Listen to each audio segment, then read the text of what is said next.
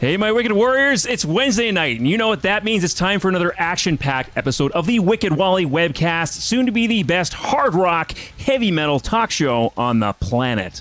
I'm your host, Wicked Wally, and this show is coming to you live on Twitch, YouTube, and Facebook. So wherever you're watching this show, we want to hear your questions, your comments, your feedback in the chat, because you are the most important part of the show. That's why we do the show live, the interaction with the fans, with those watching, and we have a killer show for you tonight. We're going to get into it pretty quickly here.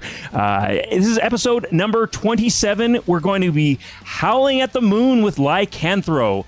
Oh, oh, oh. There you go. That's the best I can do. Episode number 27. We are joined by members of Ottawa, Ontario's werewolf-themed power metal band, Lycanthro.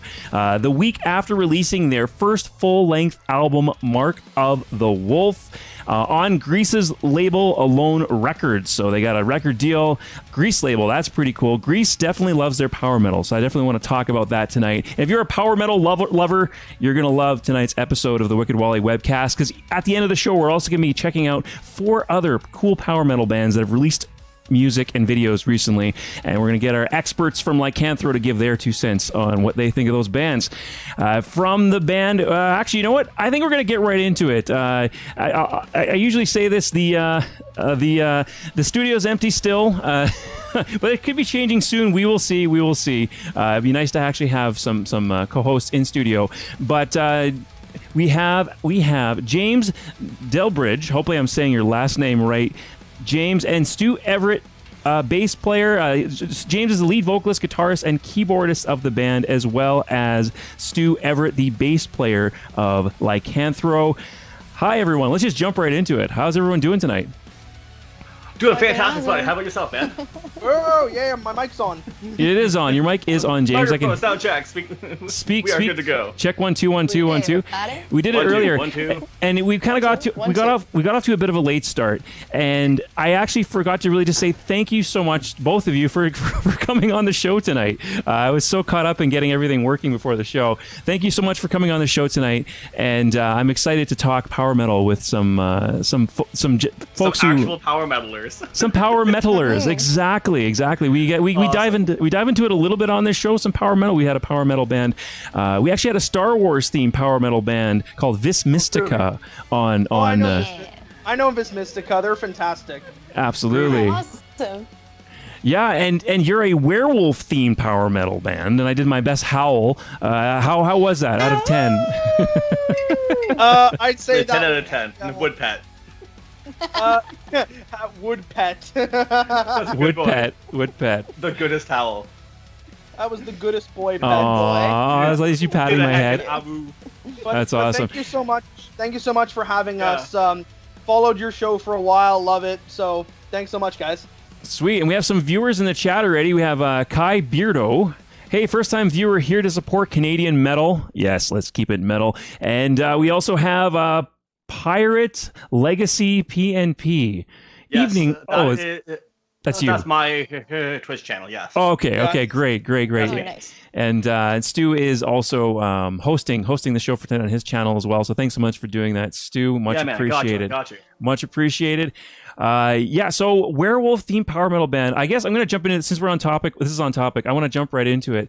Why werewolves? I mean, we have, like I said, we had a Star Wars themed power metal band because he loves Star Wars, and he said that he also loves Lord of the Rings, but there's too many power metal bands that sing about Lord of the Rings. I wasn't here since the beginning, but my educated guess is zombies and vampires are overplayed, so werewolves are next on the tier list of movie monsters to theme after. Well, first of all, Stew, freaking werewolves are the highest tier above both of those. Just so you know. No, but top tier monster. Top tier monster. Yeah, but the reason why it's sort of like that for us is sort of the similar in the similar way you said Vis Mystica was like there's too many Tolkien themed bands, like, you know, you have Blind Guardian and stuff like that. Sure. But the reason why I went with werewolves was because I've always had a big affinity for wolves, and I've always loved werewolf films. Like, one of my favorite films is The Howling. So, okay. Stuff like that. But and also was because, similar to what Vis Mystica said, is that they are there's a lot of bands who do the vampire thing. You know, you can think of like Flesh God Apocalypse or Seven Spires or something. Psycho Negative. They do like the romantic vampire-ish kind of like, we're heavy but we're also sophisticated, you know, which I love. I love all those bands, but I thought, why not do the same thing but the opposite and do like the really like vicious werewolf kind of band, you know? Yeah. I actually never even heard of the term Lycan until I started watching those Underworld. Underworld, exactly. Yes, you took the words out of my mouth. It's so good. I've still never seen them. Dude, I've only heard about them. They're cheesy. Best vampire versus werewolf movies. Okay, I'll add it to my list. Yeah, they're absolutely great. They are cheesy though. They have a heavy dose of cheese, which although you're power metalers, so I'm sure you're okay with a little bit of cheese. Yeah, like I have a very cheese-based diet. Like, it's just how it goes. Glad you're not lactose intolerant then. Yeah. That's awesome. Great. So, and both of you on tonight. Stu, you're the most recent member of the band. How recently have you joined? It was somewhere around November. Okay. Yeah. I think it was before that, actually. I think because I remember when I first met you, there wasn't snow on the ground. I think I met you in the summer last year. Yeah. I don't think you actually joined until around October, I think. It was end of summer, early fall. Sweet. Just happened by coincidence. I'm the chef of a local metal bar. Oh, okay. Oh, really? So shout out. What's the name of the bar? What's the name? The Coven. We are on Murray Street in downtown Ottawa. Cool. That's so cool. This pandemic has hit us for a fucking loop, but that's a whole other conversation that we a lot of businesses have been hit by the pandemic, for sure. But James came in for a bite with a friend one day, and from the giant pile of black band shirts, I just happened to be wearing a Blind Guardian shirt, and hey, sick shirt. Hey, sick shirt. Sick shirt. Got later. Got talking about how I play many instruments. Yeah, I was gonna hit on that. First thing I'll say, a bunch of shit in the background. Yeah. First thing I'm gonna say is Eric Varnum in the chat says, "Hey guys," with the metal horns. So Eric, sup, bud? Hi, Eric. Thanks for joining for tonight. Thanks for tuning in. Both of you are multi-instrumentalists. I'll start with James. Yeah. James, you are the lead vocalist of Lycanthro. You do guitar work in Lycanthro. And also keyboards as well. So that's quite a bit. How do you? I'm guessing you don't do that all live, or do you? Oh no, I'm not Geddy Lee, man. Not a Geddy Lee or a Gabriel Guardian. Yeah, I'm not Gabe Guardian. No, he's nuts. Legendary, in a great way, but legendary. So go ahead, James. Oh no, I was gonna say I think you weren't done your question yet. No, that was pretty much my question. It was just pointing out that you're a multi-instrumentalist. I asked you what you do when you perform live. So who takes on all those duties? Do you just guitar and vocals when you perform live? I just do the Dave Mustaine thing where I'm the lead vocalist and guitarist live. But the reason I also put keyboards on, it's because like it's usually on the album credits. Like I don't credit myself as a member of the band as vocals, guitars, and keyboards. Okay, gotcha. We've we've been wanting to get a proper keyboard player for a while. Definitely. It's just in Ottawa, it's like non-existent. And but usually what I mean by keyboards is that I like do all the keyboards for our recorded stuff, all that. I'll do them just from here, and I'll do that. So that's why I always put guitar, vocals, and keyboards. But guitar and vocals are my main thing. So yeah. Right. And I was gonna ask you. Oh, go ahead, Montana, your turn. Oh yeah, sorry. Definitely your turn. My turn. I was gonna ask you specifically, James, like, where did you learn your vocals? You have an extensive range. So good. Were you all self-taught, or thank you.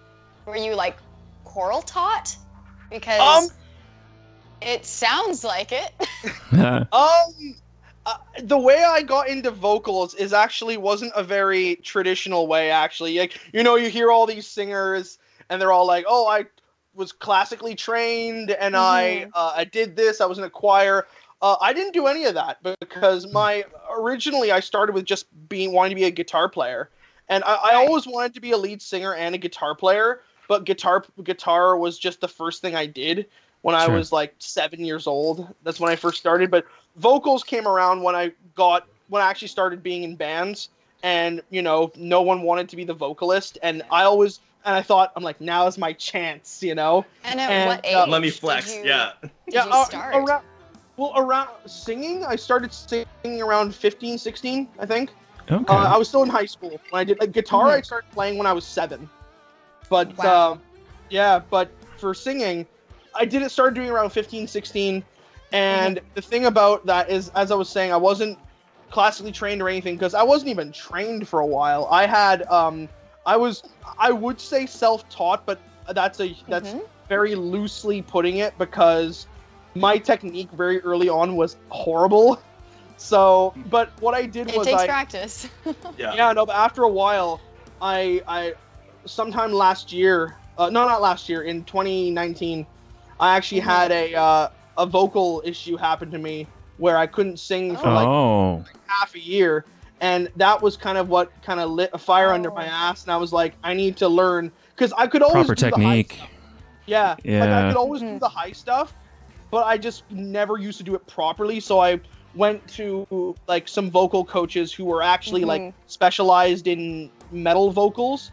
And I explained to them, this is the style I sing, and they're like, okay, here's how you do that properly. And ever since then, it's been incredible. So like I would say I've been getting classically trained-ish, but that's been more of a recent thing. But it's helped so much. So yeah, definitely. Yeah. Well, it's exceptional, and you can hear it. Yeah. It's thank you.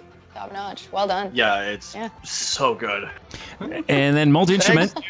And then Stew, in Lycanthro, you play bass, but on your own, you are a multi-instrumentalist. There's a whole bunch of other stuff in the background. Yeah, because see if I can pull that up a bit more. Here, see all your stuff. Most of it is in cases. Still, just because we are doing renos in the house. Yeah. But I've got the bass, I've got a guitar, I've got a couple mandolins, I've got an octave mandolin, I've got a fiddle, I've got some tin whistles, I've got a sitar, a glockenspiel, glockenspiel. An you accordion. Have a sitar? Yeah. I'm not really good at it. You have one too, Montana? Yeah, I do. It's my mom's. Oh, nice. I picked mine up from my grandpa who got arthritis and couldn't play anymore, so I got it for a steal. Wow. Yeah. And we plan on using all of those. All of this. That's what I was gonna ask. That's exactly what I was gonna ask. Yeah. Because I also play accordion too, right? Did you say accordion? Yeah. Like still in the learning phases, because it's a completely different beast than every other instrument I have. Right. But I also play mandolin in a theatrical pirate band. Oh. And the name of that? That's Captain Tor and the Ne'er-do-well Cad's Pirate Invasion. We are Canada's #1 theatrical pirate troupe, but that's a talk for another day. Yeah, that's the reason I said, oh boy, because I'm like, oh boy, it is the longest band name. Yeah. Stu, after the show, make sure you send me some links to where we can look that up, because I'd like to check it out after the show for sure. Yeah, please. Yeah, buddy, totally. And then Kai Beardo in the chat says, Dirk Shivers is my hero. Yes. Dirk Shivers is my stage name. Okay. For the pirate band. He says, sexiest pirate ever. So as my bunch of friends from that chapter of my life start showing up in a chat, they only know my pirate name, and very few of them know my legal name. So Wow. Don't get confused when people start calling me Dirk and not even acknowledging Stew as my name. Gotcha. Because that's a real thing. I can't break character. So You can't. Never. I listened to the new album, Mark of the Wolf. It's really a love letter to power metal. I can just tell that there's so much love of the genre that went into the making of this album. I want to talk a bit about the recording and all that jazz. But before we do that, just in case there's folks watching or tuning in after the fact, and they want to know, what do you guys sound like? What's Lycanthro like? They've never heard it. Let's say they've never heard of you before. Let's see what you guys sound like. So I want to pull up your song Crucible. So we're gonna listen to. I really like this one. Yeah. We're gonna pull up Crucible. Good choice. Yeah, well, thank you. We're gonna pull up the music video for that, and check this out. It's actually a lyric video, very well put together. This lyric video was put together by the lead dude over at the Circle Pit, Mike Stahl. Is that right? Yeah. Well, it's not really a lyric video. It's just like a visualizer. Gotcha. Yeah. Oh, visualizer. Sorry, Captain Rin. Thanks for following with the Wicked Wally Webcast. Awesome. And then we have in the chat, evening Wayne. Evening Rin. Oh, even Rin. Hi, hey y'all. Oh, the chat's having their own conversation right now. Okay, that's rather than me talk over you to acknowledge my friends in chat, I'm gonna be typing to them. That's perfect. Okay, I'll have to continue to realize that's you, and I'll have to ignore those words. Awesome. All right, so let's go ahead and check out Crucible. James, I'm assuming you write the lyrics to most of the songs, or all of them? Yeah, all the songs, yes. All the songs. Okay, so then you're the best person. How would you set up the song Crucible? What is the theme behind this song? What does it mean to you, this track? Well, that's a really interesting story, because Crucible was the very first song ever written for Lycanthro, actually. It was the first song I wrote when my old band, when I was in high school, because I'm not that old, when it broke up.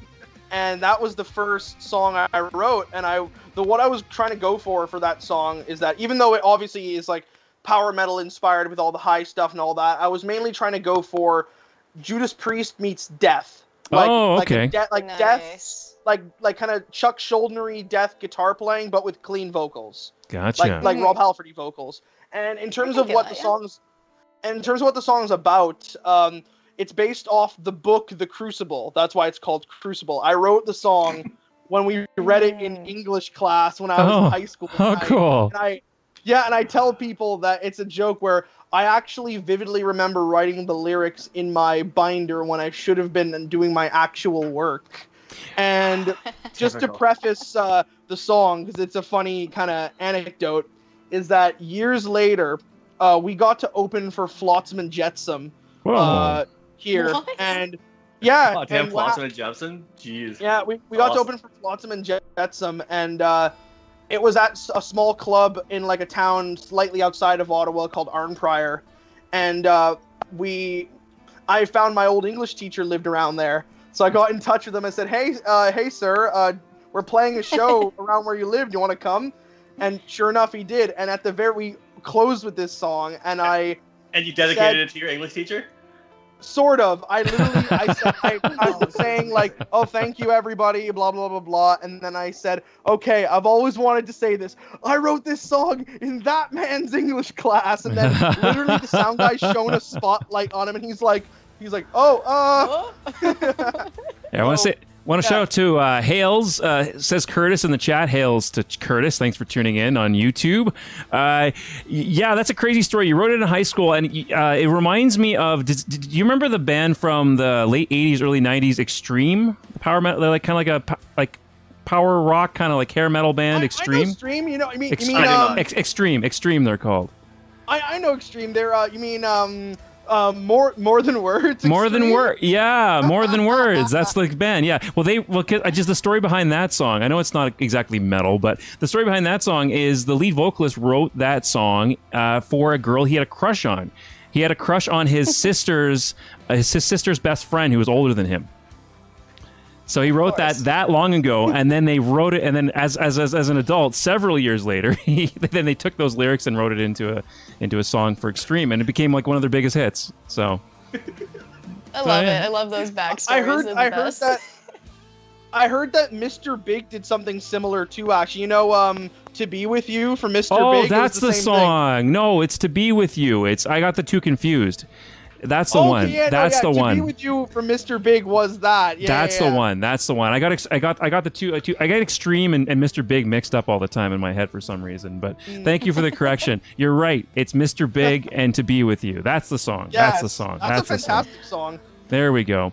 Extreme was "Get the Funk Out." That's the band. That's Extreme. Now I got my band straight. Captain Rin in the chat says in Montana that hair is lethal. Love it. So, hair game on point. Hair game on point. And to keep her smooth. Ooh, and I get a compliment as well. Wally, your mic voice sounds amazing. How many subs to get you to read me the phone book? Ooh. Get that sick. Please. ASMR in there. Just at least 100. At least 100 subs. Just follow the channel. We have no subs yet because there's. Just follow us, watch us on YouTube. Actually, go to our YouTube channel. Everyone watching right now, find Wicked Wally Webcast on YouTube because we don't even have 100 subscribers yet, and we need that to get a custom URL. So please go to YouTube. That's where I need your love the most. I'm going. I think eventually I do want to make this a YouTube only show if it gets eventually one day because YouTube seems to be the best place to watch it. So, but I do love Twitch as well. It's tough. I go back and forth. I don't know. They each have like their positives and negatives. Oh, okay. Anyway, we're talking about crazy stuff now. Let's talk about the band and let's watch some music. All right, look, Lycanthro. We're gonna listen to Crucible, the song that James wrote in high school, which is pretty damn cool. All right, let's check it out. Let's do this.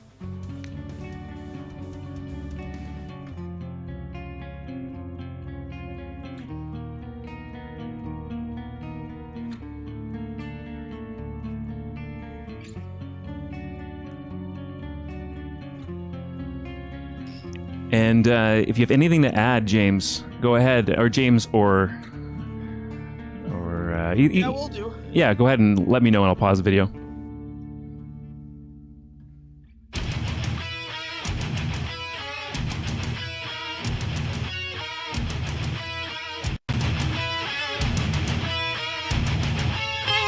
There we go.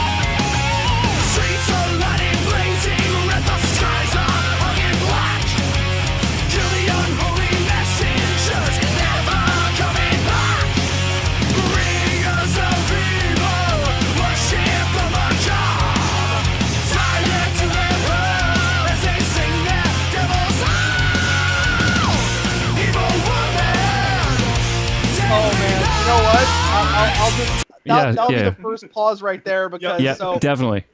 One thing that's pretty funny about this song is that for the longest time before we obviously recorded it, no one knew that it was called Crucible. Everyone thought the song was called Evil Woman. Woman. Yeah. Because that bit, people so told me catchy. that That's the catchiest part of the stands song. out. It is. It is. Yeah. That's the part that Pre-chorus. everyone knows the words for. To the point when we play it live, I don't even need to sing that part anymore. I'm like, okay, You're just like, there evil you are. woman, So Yeah. people Sweet. thought that's what it was called for the longest time. Even my own mother did, to be honest. Dirk Shivers, thanks so much for subscribing to YouTube. So someone did actually go out and do that when I That's asked. Oh, that's you. Oh, thank you. That's If anyone else wants to subscribe to the YouTube channel, that would be awesome. I think I already have, actually. Man of many names. Yes. And Captain Rin is following us on Twitch now. I think we can. There we go. Put that back up. Notification. Thanks for doing that. More viewers, the better. Let's go back to We'll go back to the song. I would say out of the whole album, when I listened to it, it was this. Kai Beardo, thanks for following us on Twitch. Nice. Thank you so much. So I would say this song, and I think In Metal We Trust would probably be my favorite tracks. Those were my favorite, I'm totally personally on my that favorite ball tracks. with you. Yeah, I That really was my like pick, Metal yeah. We Trust. Yeah, those are the two songs that really stuck out for me, that I really got me going. I listened to this while I was I really working liked out. Enchantress, actually. Enchantress is like Oh yeah. Oh, thank you. top-notch. I actually haven't heard someone say that one yet, so. Oh, there you Yeah. go. Nice. Yeah, the musicality is like top notch. Sweet. All right, let's check a little more out.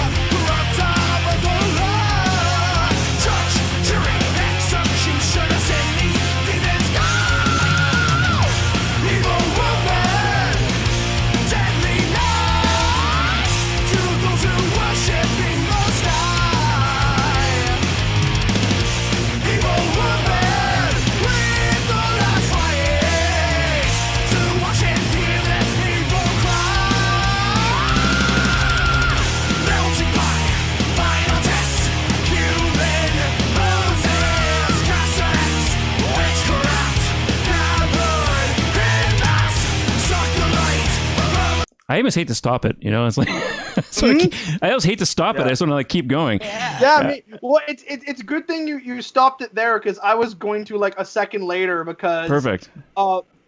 You in the chorus, one thing I kind of wanted to comment on, because it ties back to the origin of the song, like I mentioned to you with the whole high school thing, was because it was like the perfect timing, because around the same time we were reading Crucible in English class, the lyric in the chorus where I say fair is foul, foul is fair, is because the same time I was in drama class, and one of our assignments was we had to act out in a group a scene from a Shakespeare play. And even though me and two of my friends we're all dudes, we had to do the three witches from Macbeth, actually. Oh, cool. No Okay. fucking way. Yeah, and Bubble- Yeah, baby. Oh, there we go. Sick. And what happened was, it was so weird, because I vividly remember me and my friends thinking, since we had to do like the Euro opening, Tascal, thank you. we had to do the opening scene, and we like came up with this really complicated, really weird looking dance to do while we're saying like the incantation and all that. And I just remember, I think what it was is we were all holding hands, but we were like kind of backwards like this. And we were kind of walking around in a circle or something like that, and we were like, "Fair is foul and foul is fair," and I'm like, "Oh, that works." That's So, funny. That sounds good. I was in drama. Alliteration's good in songs, right? I was in drama as well. I love doing that. I love drama when I was. I actually will say to all you any musicians, young musicians watching or listening now or later, I highly recommend taking drama class over music class if you're a musician, because if you're taking music class, it's because that's one of the I could go on a rant about this for a while, but Okay. I hear a lot of people saying like, "Oh, you didn't take music class in high school?" I'm like, "No, because I already know it. I already know how to play." Music class in high school a lot of times is for people who just want to try out and see if they like it. But I'm like, I'd already been playing for a while at that point, so drama. We're gonna have to fight about this sometime then, because I'm the complete other way. I learned how every instrument works taking music class, so I can just pick up an instrument and know it now. Oh, and to a degree, same. I would agree on that as well, Stu. I'll fight you on that. I'm not also saying argue the other side, because if Take you them both, argue though. for drama, you get that experience performing in front of people. Yeah. So you'd have like less stage fright. Right. That's what I struggle with. Yeah. That's what I was gonna say, was that it taught me how to engage a crowd and how to be on stage, and that's something that That's I an feel exceptional skill. Yeah, and I feel it falls by the wayside with a lot of young bands nowadays. Like, a lot of young bands will just focus on the music, and they won't even put any thought into their stage show, and that's so important. So, yeah. That is a shame when you go see a band and like skill-wise, they're phenomenal, but just then have no atmosphere, no stage presence. They're there and they're playing their songs, but you can just listen to their album if you want to hear the song played perfect. Right. Yeah, totally. I mean, that's an awesome tip, James. Drama, I would have never thought of it, but it does make sense. A lot of, on a kind of a serious note, I think a lot of performers tend to be introverts, because that's what it takes to be able to sit down by yourself for hours on end and just learn an instrument. And it's more so you tend to be a person, not always, but they tend to be people who are to themselves, and then they're thrust on stage in front of all these people. Just to get over that stage fright, right? It's unnerving sometimes, especially when you can feel the energy of the crowd, and you're like, I don't know about these. Oh, I love it. Guys. See, I'm weird. I love it. I love being in front of people. Dude, I'm the same. That's one of the things that's really interesting, is that I've, to some extent, even though I'm someone that I kind of transitioned. I was an introvert for like most of elementary school, but then as soon as I started doing music, I became an extreme extrovert. I still am. Nice. And and that's why I'm like, that's why like a lot of times, I like the interaction. I like, the stuff. And sure, we've had like, most people have the fear of like, the bad crowds, and we've had plenty of that. We've had that many times. Bad crowds exist, and there's nothing you can exactly. do about it sucks, but it happens. It's all part of the rite of passage. You know what I mean? Yeah. You're always gonna have a show where, or shows, I should say, shows in a row just don't care. They're there for like the headliner and not you. They're there for the headliner. They don't speak the language. Captain Rin in the chat says, "Play for old folks' homes. They're the best." Yeah. It's funny you mentioned hecklers, because one of my favorite heckler story, and this was actually at a good show. Had some. This was actually at a good show. This is around when we first started. We played at this venue here. It's called the Dominion Tavern. It's tiny, but surprisingly the sound in there is great. And we were first. The Dom. And we were first. And I remember during the sound check, I started playing a Bathory riff on my guitar. And I hear a voice, and it's like, "Yeah, Bathory!" And I was like, "Yeah, man." And then later on in the show, and keep in mind, I didn't see what this guy looked like. Later on in the show, he it was the last song, and I say, "Oh, it's the last song," and I hear the same voice. It's like, Bathory. "Play Bathory," and I'm just like, no, that's not what we were playing. I just did that for sound check. And then he proceeds to, I don't know if I can say this on here, but he proceeds to call me an homosexual slur. Oh yeah, okay, yeah. And then we are keeping this PC. Oh yeah. Well, as PC as we can. My only rule on the Wicked Wally webcast is don't do anything illegal on the show, and don't be an asshole. That's the only two rules. So you can curse, you can swear, but yeah, I see why you chose not to use that word, and I appreciate that. I appreciate that. Yeah, it's just like you never know. Like I can say it if you want, but you never know. No. I appreciate that. That's good. But if you want to say fucking shit and balls and go for it. Balls, cunt. But yeah, no. But anyways, so this guy, again, I kind of laughed it off. I was like, oh yeah, very funny. And then after the show, my friend Inti from the band Manacle, who's also playing that night, they're from Toronto, comes up to me and goes, "Hey man, sorry about that guy. We got him kicked out." And I'm just like, really? It didn't faze me at all. But then I go outside, and this guy, who's this old middle-aged man in a thrash metal sweater, comes up to me. He goes, and he's drunk, and he's like, "Hey man, so I have to say, that was a really good set. Obviously, that was a really good set, but that first song, which was Crucible, believe it or not, like, that first song was a bit too long in my opinion. It was too long." And then I'm just like, "Oh, who the fuck cares?" And then my friend, this guy, one of the singers from one of the other bands playing that night, goes up to him and pushes him. He goes, "Hey man, dude, leave the fucking guy alone. Jesus, like, why are you being such a dick?" And then I'm thinking, like, was this the guy that was heckling me? And he goes, "Yeah." And then this guy and this guy, singer from the other band, literally almost got in a fist fight on the side of the street. The Dom for you.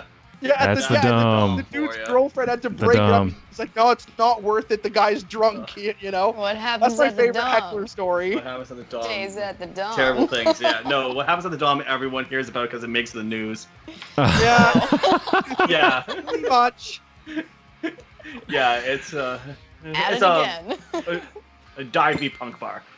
So I was looking up the credits. So we were just listening to Crucible. I was looking up the credits of the recording of the album, and one thing I saw, I'm like, okay, this has to be fake. You know, this is cute. This is really cute. Recorded at Wolf Lake Studios. I'm like, oh, Wolf Lake Studios. I bet you it's like one of their houses or that's self-recorded. No, it's an actual, like, legit studio called Wolf Lake Studios. Commit to the bit. That's amazing. Yeah. Did you search for a studio, like, with the wolf in the title, or how did that happen? No. See, that was a happy coincidence, because after I went to recording school I did music industry arts here at Algonquin College, and my professor, that was his studio. It was called Wolf Lake. Oh, like, okay. And you know, he's a good guy and good to work with. So I thought, we'll go to his studio. We recorded our previous EP there as well, and it's such an interesting experience to go there, because it's literally like a top of the line recording studio in the basement of a log cabin in the middle of bumfuck nowhere, Quebec. Well, I have it here, so let's check it out. Oh man! Fancy. I'm already ready. So so it's like, what is this Wolf Lake Studios? Is this even a real place? And then I found this video, and this is like, okay, just I don't have to say anything. Just watch. Just watch. Okay.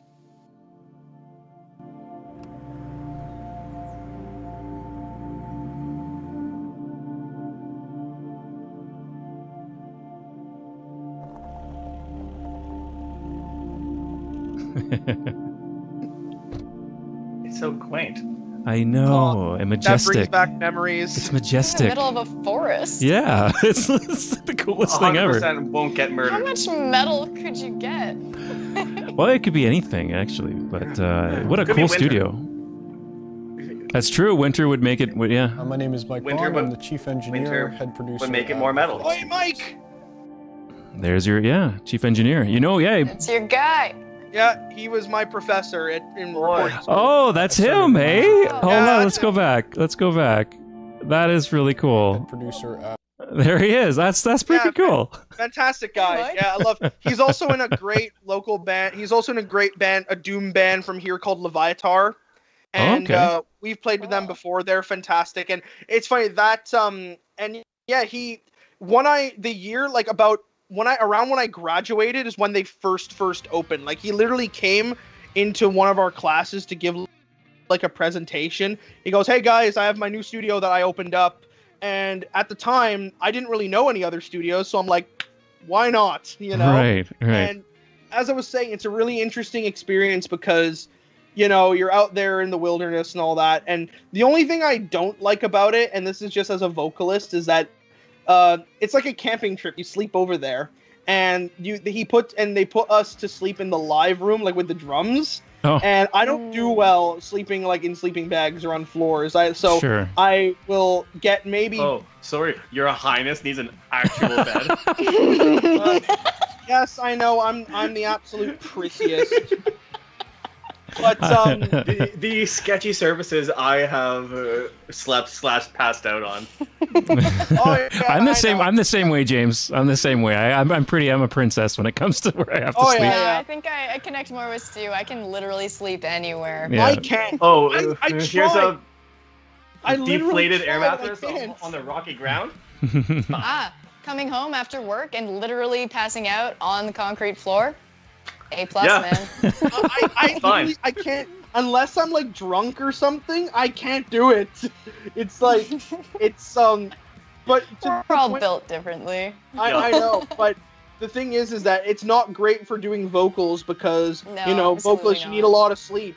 And I remember there have been many times where I'll only get 2 hours of sleep, and I'm like, shit, I got to do vocals today. And that sucks.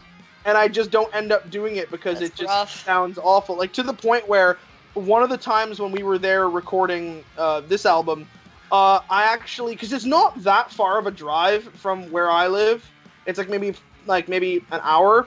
So I literally, when we finished for the day, I actually drove home to sleep here and then drove back there the next day when I woke up, just so I would have had like a decent enough sleep so I could sing properly. Right. That's good. That makes perfect sense. Okay, I'm going to go back to this video for a little bit more because it shows a little bit of the studio space. And if there's any other memories you have from recording here, I'd like to hear them. But we're going to play just maybe another like 30 seconds of this video. Yeah, okay.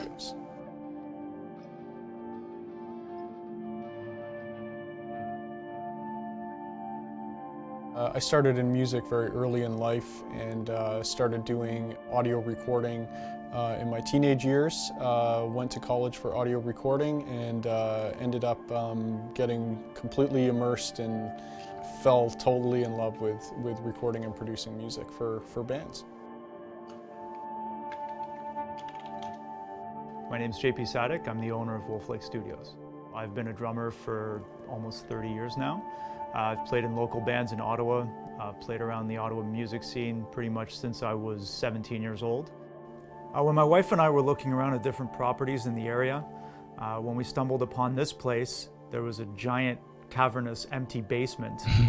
Looking at what we were working with here, it was pretty ideal. No one was murdered there at all. Business. No one? Nobody. Not a single person was ever murdered there. I know JP very well, and if someone was murdered there, that actually probably would be more incentive for him to live there. So they were there. It's messed up. Plus, those two guys are from the same band. They're from that band Leviatar, and they're both nice, fantastic. And JP is great. Like, it was also a really weird not weird, but cool experience there because in the actual house, they're one of those families that has like a lot of pets. Like, they literally have a cabinet where inside there's a crested gecko, and they have like a pen. They have a pen in the upstairs where they have a big tortoise as well. It's like it's really big cool. Fans of like reptiles. Yes, seemed that way, yeah. Nice. Cool. I And wouldn't expect that. so that's where the recording and the engineering was done, but then the mixing was done by Jason Jakunis, right? Jack Eunice. Sorry, Jack. However you say his last name. So it was mixed elsewhere. It was recorded at the studio and then mixed elsewhere. Is that right, or does he work at that Wolf Lake Studios?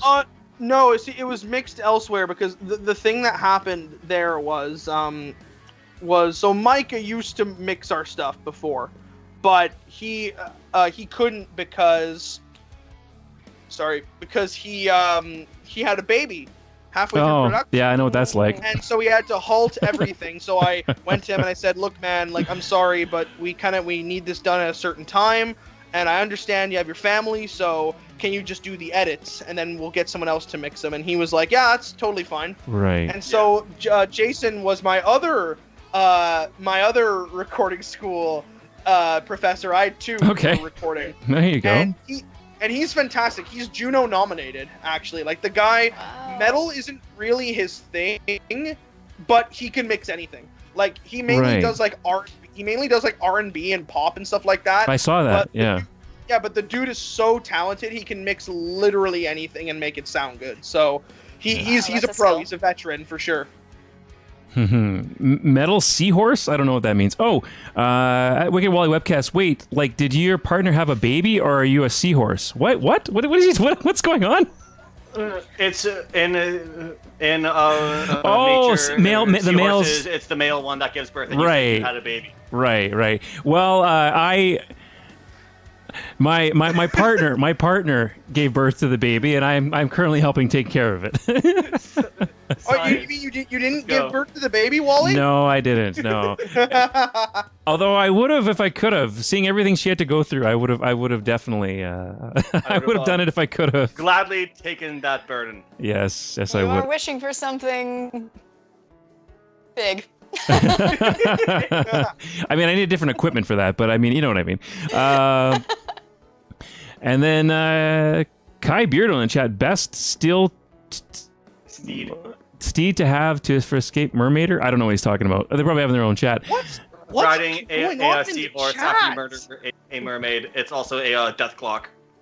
Well, I know mermaider, Yeah, mermaider. Yeah, I know the Mermaider. song. Yeah. we're Best. talking Oh, about it's the metal best seahorses. steed, metal seahorses. There we go. Keep up. How this chat is evolving, I don't know. You- I I can keep can't up. see I'll let the you chat, guys have so it. it's like Me neither.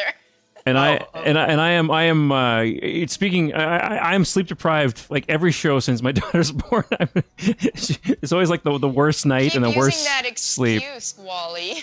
Okay. Prepare to be sleep deprived for the next like 18 years of your life until That's they're fair. out of the house. That's fair. That's fair. And then That's even fair. then, they're going to be out of the house, and you're going to be up all night worrying sick about them. Like that's just facts of parenthood.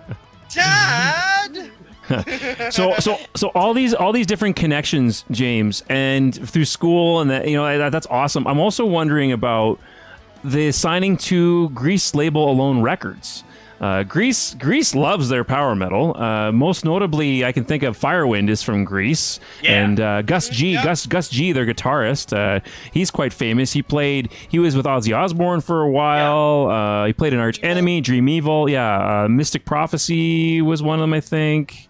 And then Zach, but Zach Gus Wilde G. came back, and he's not. Gus G isn't the guitarist for Ozzy Osbourne anymore. I mentioned that, but Unfortunate. yeah, Yeah, but he was way better in my opinion. Oh, 100%. 100%. Not to talk about overrated guitarists, but Zach Wilde. Yeah. Woohoo! Wild's amazing. Shade is being thrown. Controversial opinion. Not a huge Zach Wilde Black Label Society fan. Yeah, I kind of agree with that. I'm not the biggest Zach Wilde fan either, to be honest. So Gus G, it's like I'm really glad that, well, just to like have a positive spin on that, I'm very glad that a lot of these guys from like Let's go, Rin. power metal bands are getting into more bigger bands. Like for example, Kiko from Angra is now in Megadeth, obviously. So. That's a big change, yeah. Right. That's a name I haven't heard it in forever. Fucking Angra. Agreed. Dude, what? Dude, Panos is like a huge Angra fan. Oh man, So they're rad. Yeah. So James, how did you get signed to the label? How did Lycanthro get signed to go Alone Records? How did that happen? So that actually happened when during our previous EP that we did, the Four Horsemen EP. It was one of these things. It was such a weird experience because one day I was actually getting ready to start shopping out the EP to labels, like not big ones, but like smaller ones. Sure, so yeah, we could, get a little bit of clout, and anyways, a little bit of something on our resume. Sure. But one day I got a random message on our Facebook page from a guy named Emmanuel, and I'm not even gonna attempt to pronounce his last name. Okay. And he said, "Hey, I heard your EP. I love it. I want to sign you guys to my label. We run the label out of my record store here in Thessaloniki, Greece, and pretty much what it is, I'll make CDs and I'll distribute them." I'm like, "Oh." And at first I thought it was a scam because yes, you have to watch for all that. Yeah. Oh yeah, no, Definitely. I'm doing this out of my basement, but I swear I'm legit. Yeah, no, Swear but legal. any music industry, expert worth their skin will say, yeah, Facebook messages are no, but it does happen. Guys. Like, we were one of the really rare cases where I thought it was a scam at first, but I thought, okay, let's see what this guy has to say. I said, send me the contract. And, yeah. Alone.gr, yeah. There's lots of good-looking albums on here. Yeah, and and what happened was I went to, I had someone who I knew at the time who was actually working for a record label, like a bigger one. And our guitar player... That looks fucking rad. Yeah. And our guitar player at the time, his mom was not a lawyer, but she was like a legal person for like a huge corporation. And we got both of them to look at it, and they looked and they said, not only is this like not a scam, like this is a legit contract, but it's also like a really good deal, like a band your size. And we're like, oh, shit, all right. So we did that, and they made the CDs for Four Horsemen. They sold really well. Half the CDs sold out in just pre-orders alone, which was sweet. And that's excellent. So I kind of figured that we would go with them on this album to get a bit more, get some of the just to keep the relationship going with them, because we're hoping that we can get onto a bigger label for the next album. But for now they've been really great to us, and they've been just very supportive and given us. Were they the ones that got you hooked up with Vilio, the artist who did the album artwork, or no? Vilio Josto, who did your album artwork? Is he? Yes. Was it the label that got you in contact with him, or is it different way you got? Oh, Vilio Josto. Sorry if I pause there for a second. You guys froze for a split second. Oh, okay, yeah, okay. But no, Vilio. So what happened with that was his art I was always a fan of, because he did some artwork for some of the big underground bands like Riot V and Enforcer and nice. Enforcer. Iron Angel. Yeah, like I think Enforcer is probably the biggest band he's done artwork for. Them and Riot were like the two biggest ones, and I loved his style. And so yeah, this is cool. So usually what happens is I'll have a rough sketch of what I want for the album art. And I'm no artist at all, but I know what I want, so I'll kind of just try and draw what I have in my head, and I'll send it to whoever the artist is, and I'm like, do this, but make it better, pretty much. Yeah. And cool. yeah, that's awesome. Pretty much what happened was, all I had was a photo of pictures of werewolf, and he had the mark of the wolf burned into his hand. And nice. So he did that. I said, here's what I want. Here you go. And he pretty much made it so there was the best part was that he added stuff that I never would have even thought of. Like the werewolf, like he said, we have to have some sort of background. So he made it like a mountain pass, as you can see. There's like a waterfall on one side, there's like a path on the other side, and he also said, like, oh, wouldn't it be cool if we had the mark of the wolf in the sky as well? And I'm like, yeah. And then in the end, that's what came out. That's pretty sick. It's pretty sick. Right now we're looking at where you can buy it. If you go to lycanthromerch.bigcartel.com, there you can buy the album. There's a bunch of packs there. There's a t-shirt, CD pack with Mark of the Wolf. You can also get the pack here with everything, the koozie and the your EP, your previous EP, Horsemen of the Apocalypse.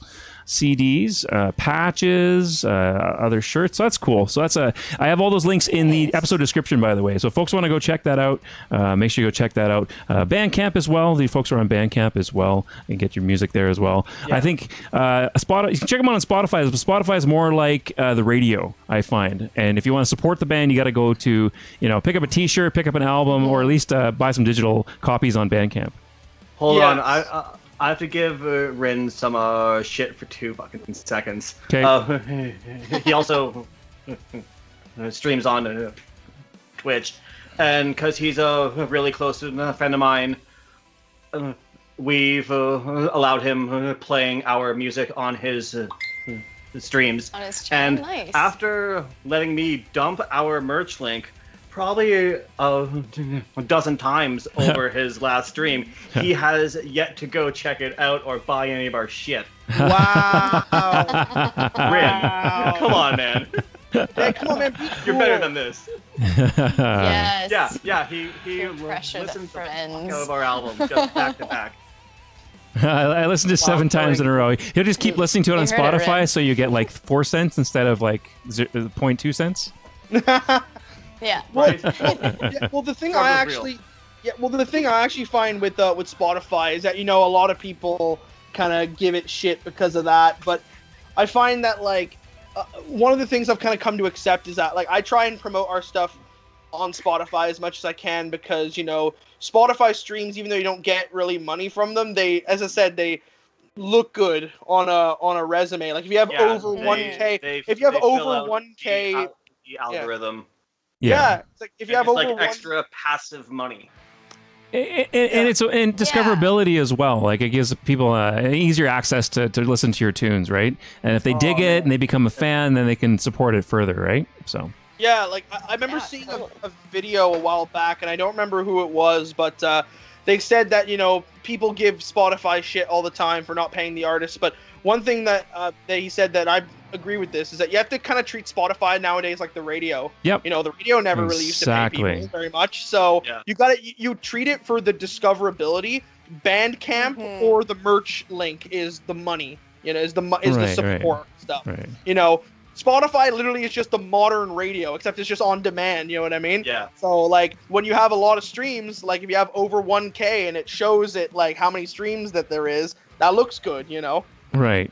Yep, totally. So I want to listen to some more of your tunes. I want to check out Evangelion. Sorry, it's a hard G. Evangelion. You even watch anime? That's okay. I was gonna ask that because I don't. I have no idea the story of the show behind this song. I googled Evangelion and I'm like, this will be like the 4th episode in a row of the Wicked Wally webcast where anime is mentioned again. I need to Google what anime is and try to read through the non-tentacle stuff. Every show. Yeah, so it that's is a reference to the anime. Then is that right? Yes. 100%. Oh my God. Okay. Yes. All right. I'm gonna have a nap. You can explain to everybody about the anime and Story of the anime. because every time. Get with the net, Wally. So 25 words less rundown. So the show is called Neon Genesis Evangelion. Yes. Okay. So what is this, and why did you write a song about it? Because I'm a heckin' weeb, and Yeah, that's that. yeah. It's because I'm an absolute weeb. No, I'm just kidding. Well, I am It's too in funny, my own way. It's actually funny. One time we played that song live at a show, and one of our friends literally screamed "fucking weeb" on stage. But That's no, a rite of passage. Oh yeah. But no, Evangelion is based off the show Neon Genesis Evangelion, and the reason why I wrote a song based on it is just because it's one of those, like, how everybody has like that one, it doesn't necessarily have to be an anime, but it has that one TV show or that one movie that just has a really huge impact on their life. That was it. Okay, fair enough. Big That Bad show. Beetleborgs, let's go. See, that's a good one. That's a good one. Big fan, But Big Bad but Beetleborgs. Evangelion, just because it had so many things in there that it pushed the boundary of the Nonsense medium robots. of not just animation, but like television in general. There's so many things in that show that Pirate, she has an eye patch. Pirate, she's my favorite character. Where? Who is? Nice. The one with the eye patch. Okay, I gotta. Oh, in the original. Oh, in the there we go. original- Yeah.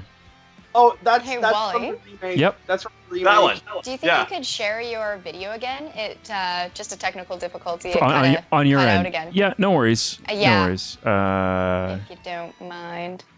Everyone's okay. All right. But go ahead, continue to explain to folks about Evangelion. Why did? Okay, so just because you love the show, basically, that's why you wrote a song about it. Yeah. 25 words less rundown.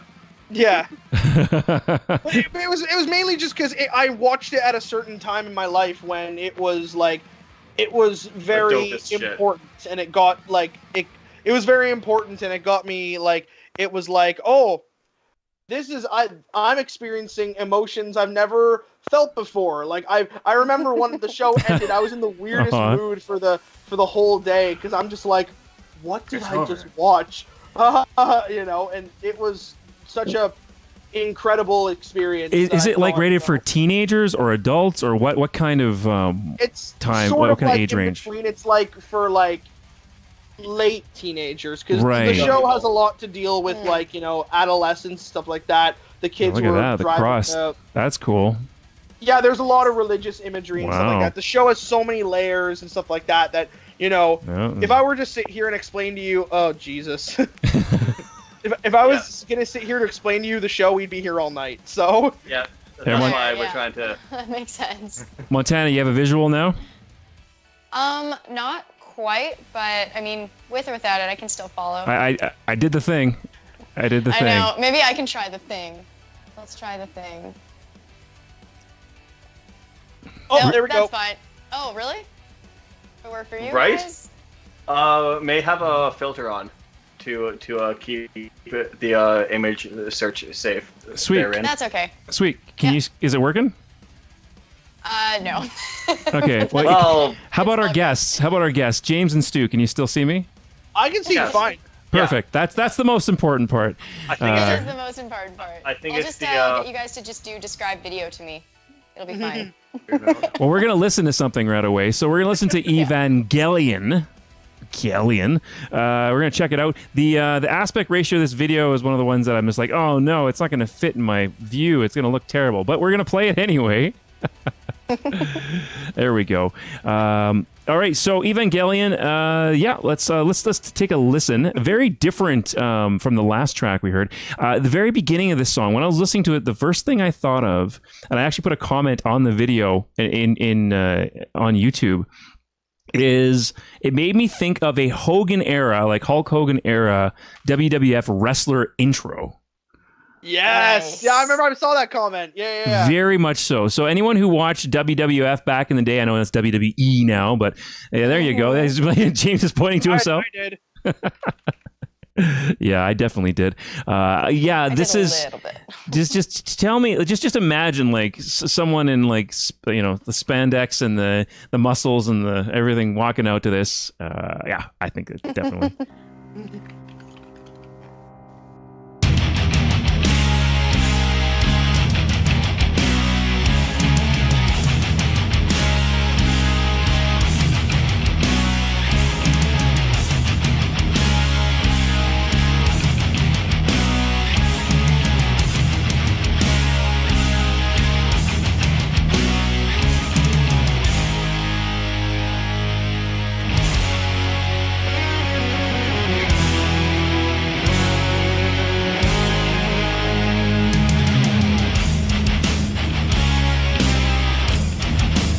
Yeah, right there, that chug. I was like, I can see Macho Man, like, pyrotechnic. Yes. Yeah, Randy. I can see Macho Man Randy Savage. Yeah, you just hear like brother. Come on down. Yeah. Ooh, yeah. Yeah, I could definitely.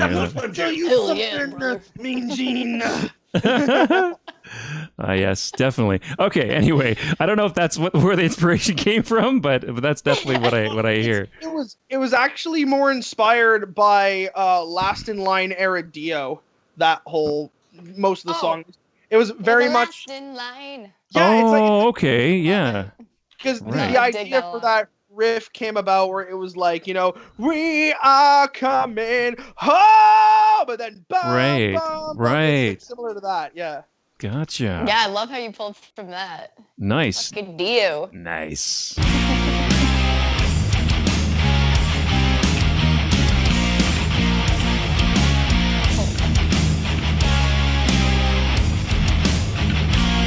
Good enough.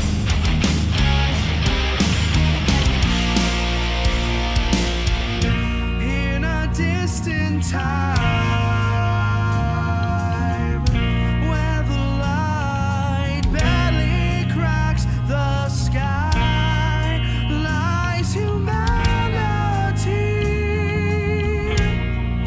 underneath an ever watching eye, and deep underground lies a force they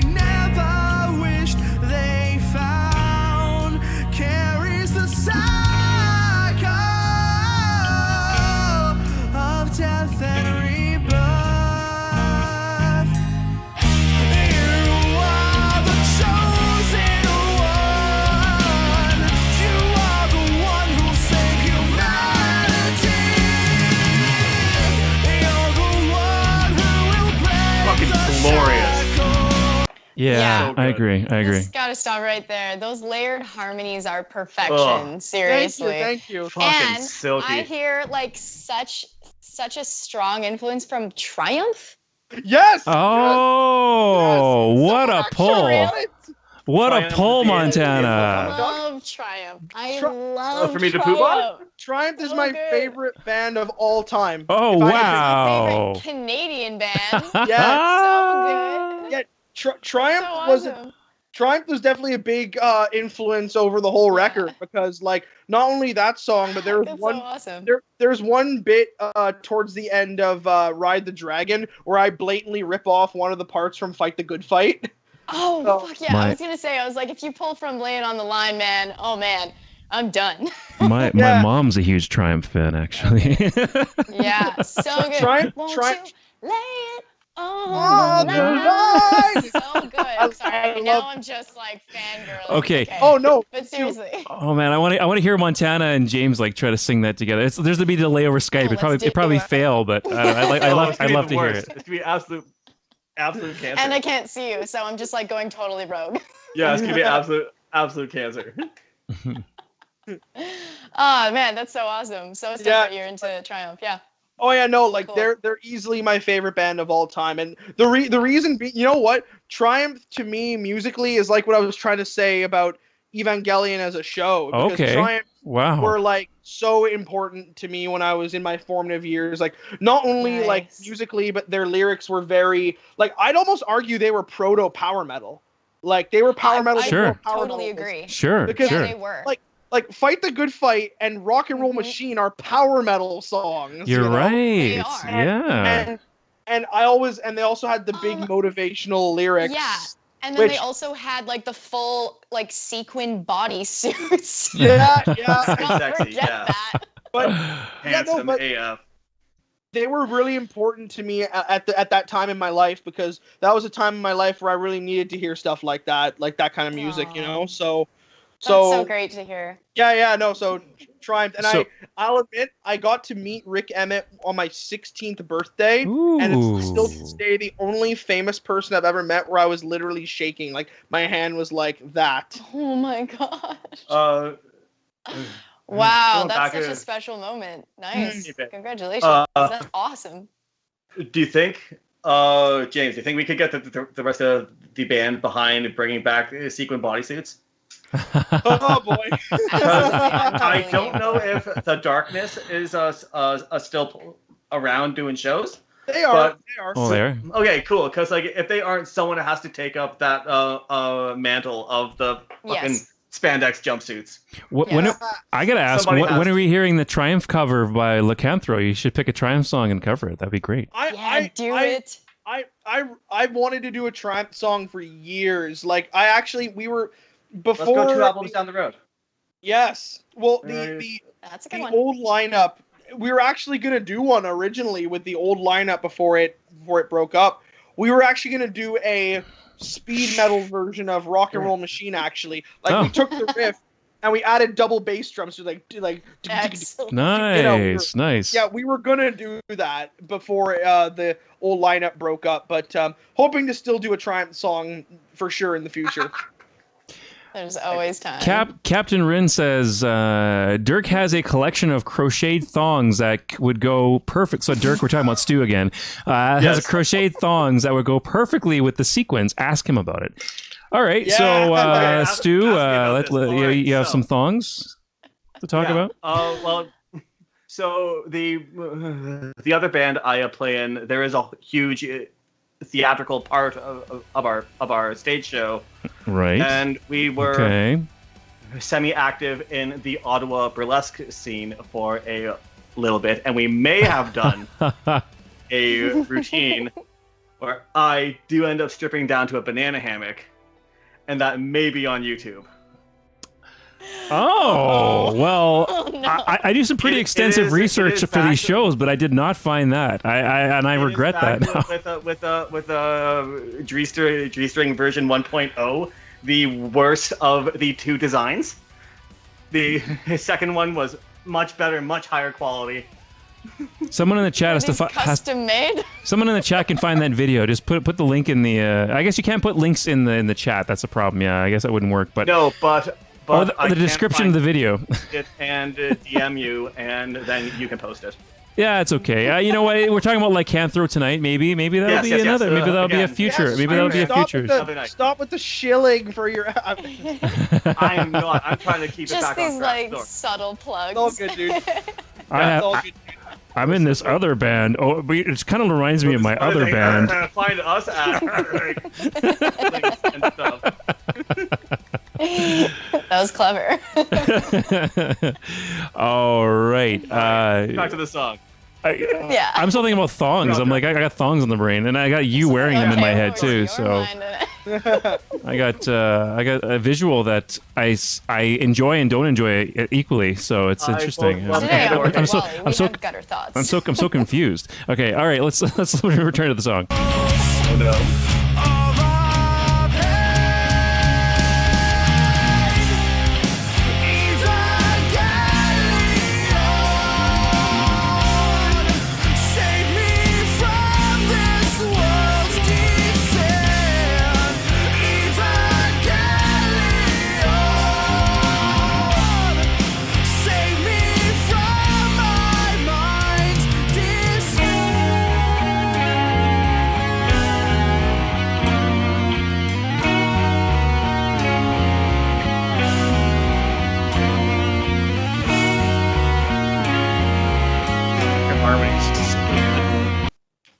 What was that?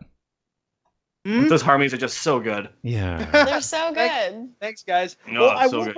if you paused it there, I will point it out, keeping with the theme of Canadian rock here, is that bit that you just heard, the do do do do do do. Yeah. That was inspired by April Wine, Just Between You and Me. Oh, okay. Did you know how, like, towards the end of the song they go that dun dun dun dun Yes. It was very much This could be inspired by like- that. Yeah. The song, you could make it into like one of those like fun like Disney sing-alongs with like the bars at the bottom. Yeah. Just Yeah. a thought. Yeah. Bouncing head on it. That'd be great. The mouse head, Yeah. yes.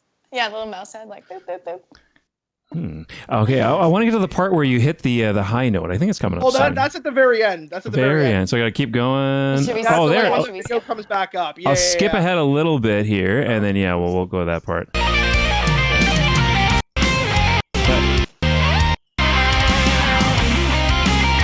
There we go.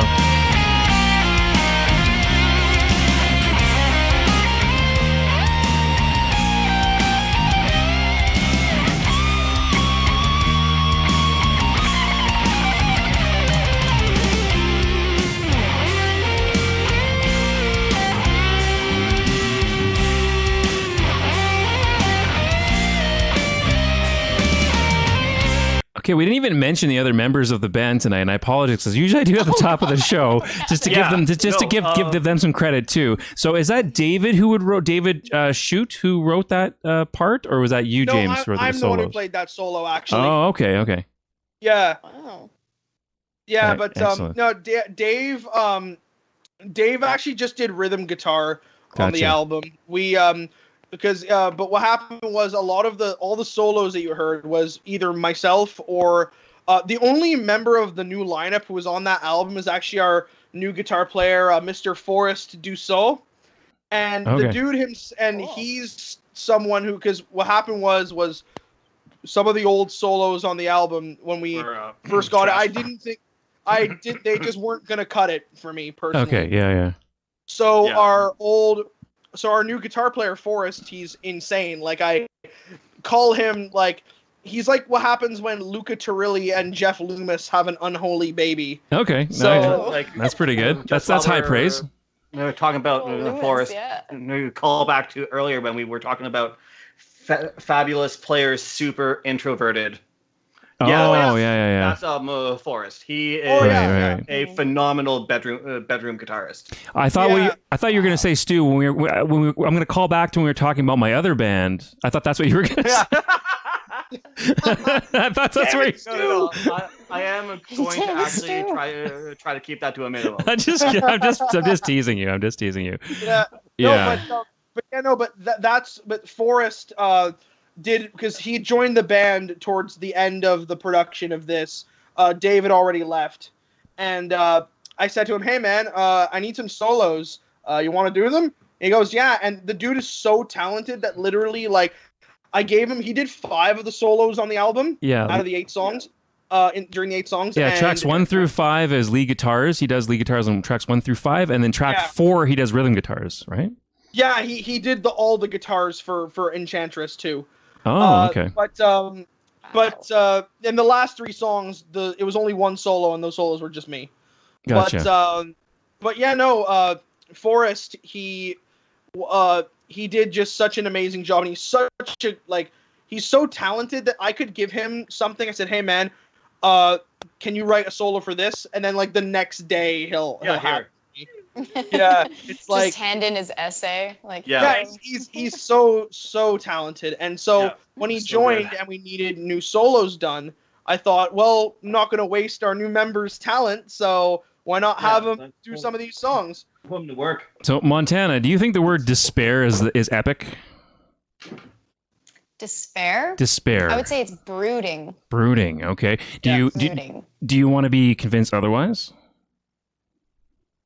Is there something in it for me? I know what he's talking about. Okay, so in about a minute, I think you're going to be convinced otherwise. But we're going to see. Let's see if James's vocals will convince you otherwise. Bring it on.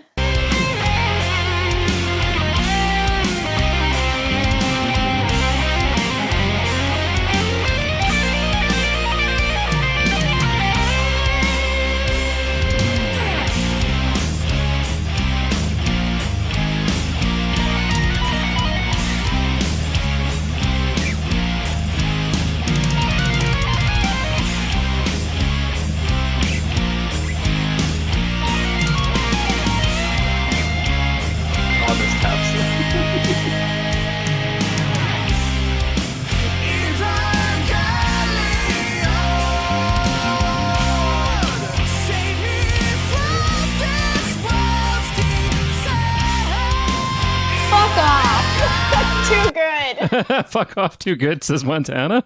Okay. I was thinking about this earlier. You tricked me! I didn't know if I wanted to like make this comparison because I don't like comparing musicians a lot. I know, but you sound a lot like Iced Earth Stew. Stu Block. Stu Block? Wow, that's Stu great. Block. That's huge praise. Oh, that's such a huge compliment. Like, yeah. It's when you hit those like, it's when you go like. You're right. Falsetto, yeah. And I'm like, holy shit. I was like, I'm listening to Iced Earth right now. I was like, this is fucking You're right. The highs. Yes. The high notes. He does sound like Stu in the high notes. Maybe not the rest of it, but yes, I agree. And actually, he's Canadian, isn't he? He is. He's from BC. He's from BC. He played it. He was into Eternity for a while. He was. And I then, actually liked him. I actually liked him better in Into. I liked him better in Into Eternity than in Iced Earth. Actually. Really? Yeah. See, I don't think I heard him in Into Eternity. I only know the lady vocalist. Actually, Amanda. Real Into Eternity fans prefer Chris Crawl as the vocalist. No. I'm just kidding. He's great. He's great too. But Stu Block is just. That's thank you. That's he's phenomenal. Yeah, and so are you, man. Like you really have tuned in on your range and your technique, and also your control. You have like immense control, and I could hear that. I am very jealous, and I have to leave now. No, I'm kidding. Montana's done. I need to go cry in the corner and have a shower and walk out. I'm gonna go cry. You paused just like the highest note, though. Yes, the next part's gonna make Montana's gonna walk out right after this. We're gonna be a little bit better for a second. Montana's gonna walk out after this. All right, let's do this. Yeah.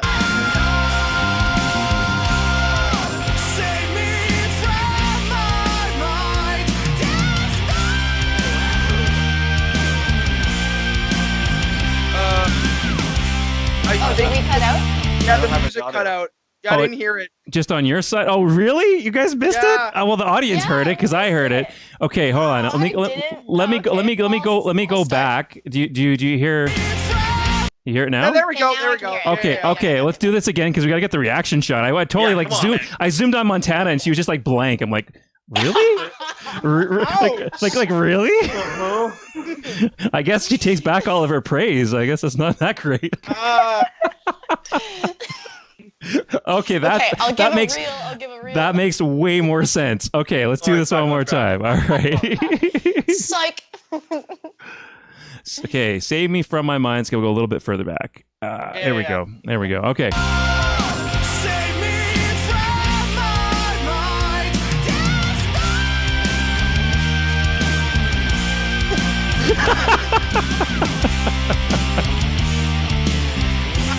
Flip the table. Come on. Okay, yeah, Montana. Threw her hands up. I'm just kidding. She's I'm out. just kidding. Those I'm pants just look kidding. so comfy. Yes. Okay. So I forgot that I was wearing my hippie pants. That's as best as I could I do. am a metal hippie. I have Am I still in many, the frame? You're many you're great. hippie pants. You're great, Many Montana. hippie pants. You're great, Montana. Yeah, because you can't see yourself. Seriously though, dude, I'm lost for words. Very They're excellent. Your vocals very are talented. excellent. I'm very, very Thanks, impressed. guys. Thanks, guys. I really appreciate it. Yeah, Mark of the Wolf, your first full-length album, and I hope more length albums to come, if that makes any sense. I hope more to come, because I think this is one of these bands that's just gonna get. Yeah, you're just gonna get better and better. It's just gonna get better and richer, and there's just so much growth I think is gonna come from this project and what you guys do. I hear it, and I'm excited. I'm excited for whatever you release in the future as well. I'll give you one more chance here. I want to go into the review segment, because I had said we had 4 really awesome power metal bands we want to check out as well, and get your expert opinions on them, and the chat as well. So folks in the chat, stick around, because I want to see, especially we have Captain Rin in the chat still. Maybe we have Kai Beardo still in the chat. I want to hear from the folks in the chat what you think as well of these bands we're going to check out. But before we do that, I want to quickly also mention to folks, if you're not aware, on Lycanthro's Instagram page, and you want to follow them on Instagram, because I know James, I'm assuming you do most of the social media stuff. I do all of the social media. Right? Yeah. Because I can't be bothered. You are a beast. If I envy the amount of social media-ness, if that's a thing that you do, because you are all over it like a dirty shirt, and I do not have the time to. Is Montana? Are you laughing at my old man sayings again? No. I'm lying. I'm sorry. Whenever I have an old man saying, because I have them full of them. It just comes so naturally, and I'm like, oh, it's a dad joke. Because but you're it's a dad actually now. just You have Wally. all the dad joke unlockable content. Well, I mean, exactly. Unlockable. I'm probably the Yes. oldest one here. I'm young at heart, though. That's what matters, right? That's right. That is what matters. Right. I'm young at so much energy there. I'm young at heart.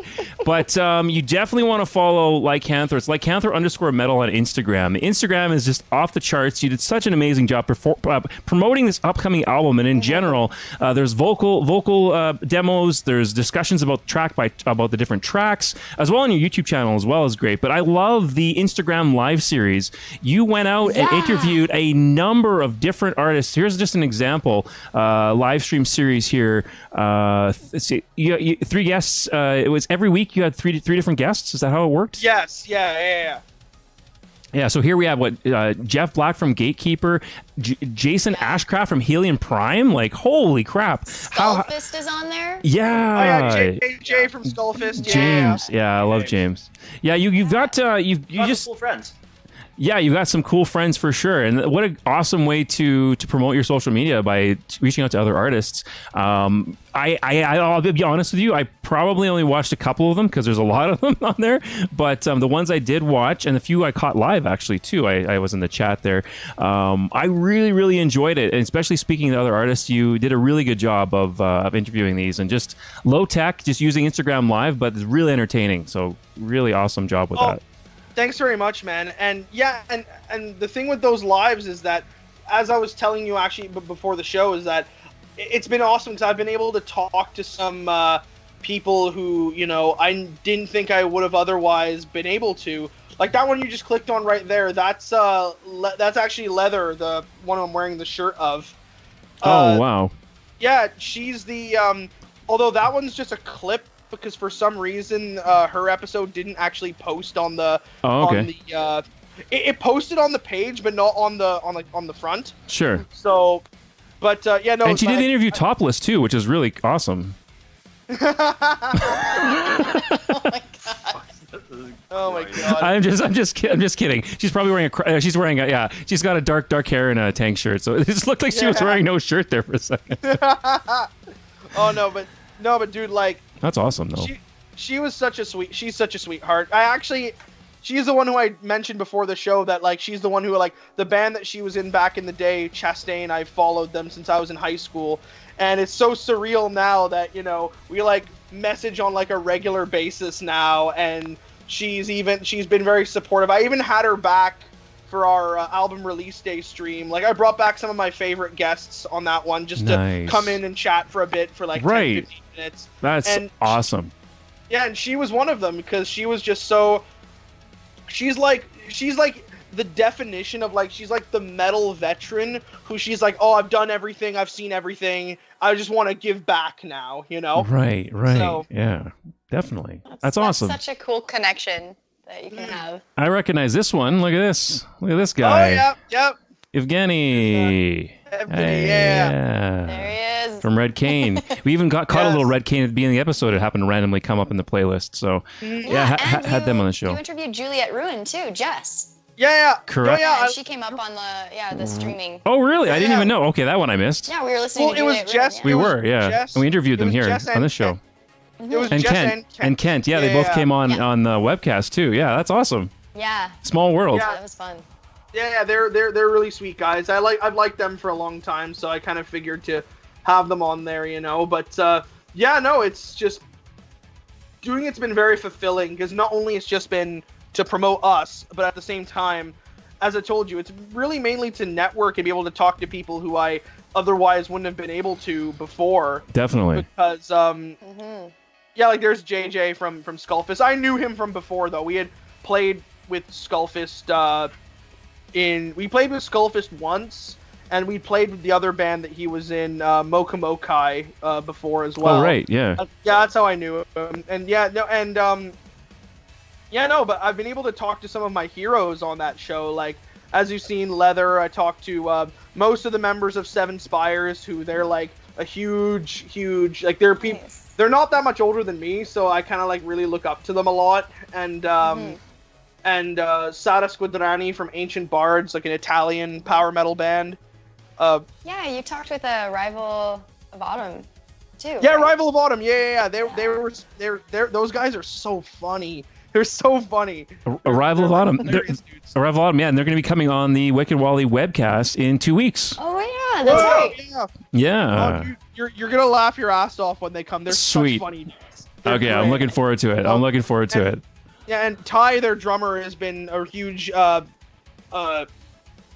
supporter of us as well. He always, the main reason I wanted to talk to them is just because, it's not every day a band from in the middle of bumfuck nowhere, Alberta, gets signed to Nuclear Blast Records. Yeah. So well, I wanted to talk with them about that, and he gave. Is Lethbridge bumfuck nowhere? I guess it is kind of. Yeah, not Lethbridge. Sorry, no. They're not. They're from not Lethbridge. Grand Prairie. Yeah, Sorry, brain fart. Yeah, Grand Prairie. Brain fart. Grand Prairie. I meant to say Grand Prairie, and wrong name slipped out. Grand Prairie, Alberta. Yeah, is I guess kind of a. I'm pretty sure every. I've been to Grand Prairie in Alberta is in the middle of bumfuck nowhere. like that's just Alberta. Yeah, Grand Prairie is a big oil. Well, I guess that's anywhere here is a big oil and gas hub. But it's a nice city. Yeah, I like Grand Prairie. I have a buddy up there, and I've gone there a couple times. It's a nice little city, town. Wrong. Yeah. I've ever visited. So awesome. So I want to make sure to talk about that, and definitely, yes, like I said, folks, follow Lycanthro_metal on Instagram, and check out all of these awesome interview live stream series, I should call them, Wolfpack live stream series. Very entertaining, and you kill it on social media, James. So you do a good job on there. Thanks so much, man. I try. So I want to go over to the reviews. We still have folks tuned in to going to help in the chat, are going to help us review the show, the music we're going to listen to tonight. One last time, I'm going to throw it over to James and Stew. Let folks know where to find your album, how to support you, what's coming up next for the band. So the best, as Wally here said, the best place to support us is well, follow us on Instagram because we're the most active on there. I try and be the most active on there because follow us on Facebook too. But one thing I'm sure you guys can relate, and any bands or anyone watching this can relate, but we've been getting Zuckerberged a lot recently on Facebook. Facebook sucks for it sucks for engagement. It sucks for engagement. I know, yeah. it's like that's a rant for another day. But yeah, but Instagram is where we're the most active. Spotify, obviously, check us out on Spotify. Get them stream numbers up, and obviously, as they saw earlier, if you like our music, then go check out our merch store, lycanthrommerch.bigcartel.com. Lots of cool stuff there, and we should be getting. I got word from our tracking number that our CDs are just passed through customs in Canada, and they're on their way here. So should be shipping out all the pre-orders within the next week or so. So yeah, really excited for all that. Yeah, that's going on, and then we've also been remotely working on the new round of demos. Nice. So we have that coming down the pipeline. We're about, I'd say, somewhere around a third of the way through tracking. Yeah, something like that. Yeah. Like it's we are going to be dropping our single of cover of Running Wild that was featured on Burning Sun Records Wild Privateers tribute to Running Wild that came out in March. Ooh. But it's cassette only because that's how they do in Czech that's Republic. how they roll. That's how they do. It is cassette only. Yeah, So we are just waiting for that to run its course and new album plugs to run its course before we throw that on as a single. Yeah, we're gonna. What the plan is that because we're really proud of this this cover that we did because it's dope. Running Wild's one of our big influences, and like love school, Running Wild.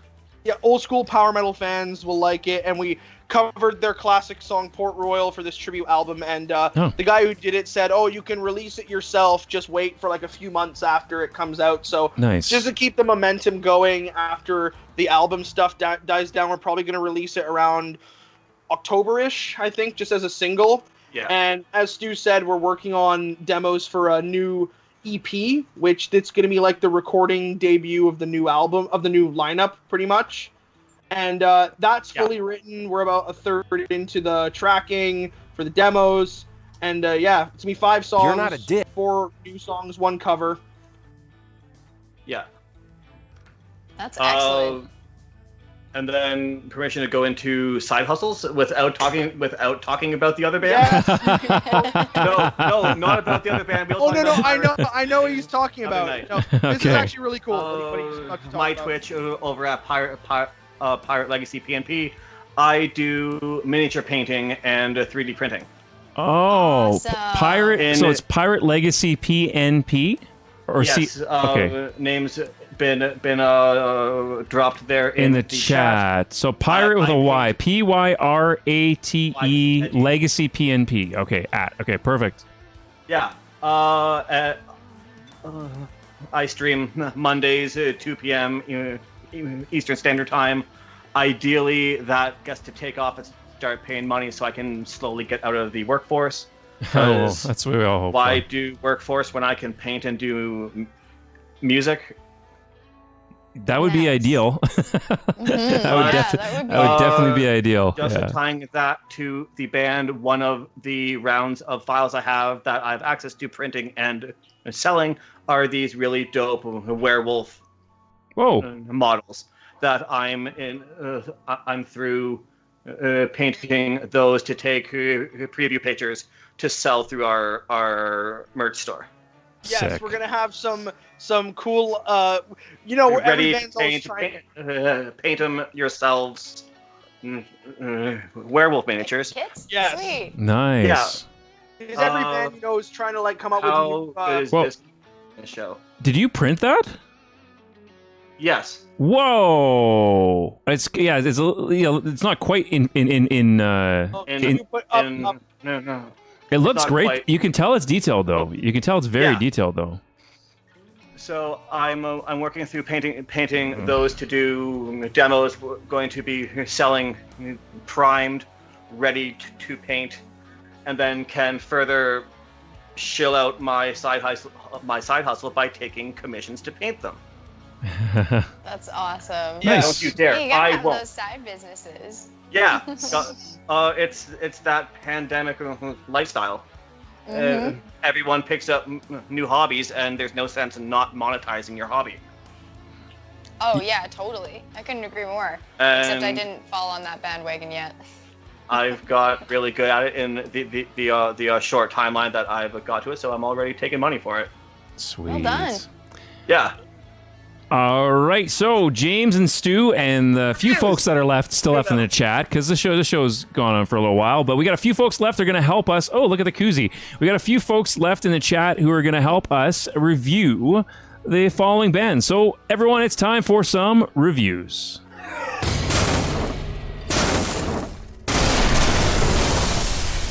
All right, yes, it's time for some reviews on the Wicked Wally webcast. Like I mentioned earlier, we're going to take a look at four power metal bands, and we're going to all use our guests for tonight, and those folks in the chat. We're going to give our honest opinions and feedback on what we think about these bands. I think we got some good ones here, though. For the most part, I think we got hits, maybe a miss. We'll see. But I think they're all pretty darn good. The first band we're going to be checking out for tonight is the band Illusory, and their track All Blood Red. They're from Athens, Greece. We were talking about Greece earlier, so it's kind of fitting that the Greece label, the Lone Records that Lycanthro signed with, we were talking about Greece, and so it's fitting that we're going to be talking about a Greece power metal band.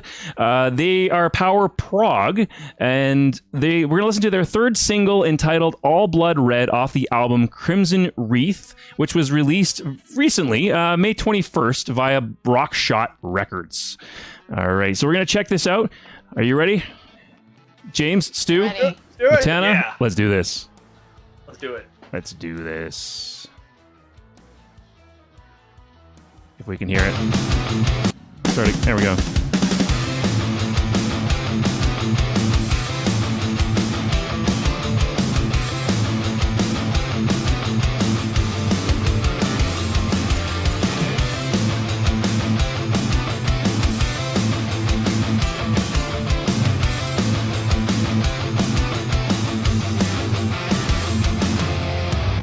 Long forgotten past values are dead. They're forsaken, no thoughts in their mind. Hunting the outcast. Is this misread? Faults of mine. So far in the chat, we have solid intro. I want to drop. Yeah, I'm digging I'm it. Like anticipating it. Digging it, it's yeah. just- Yeah, because like it's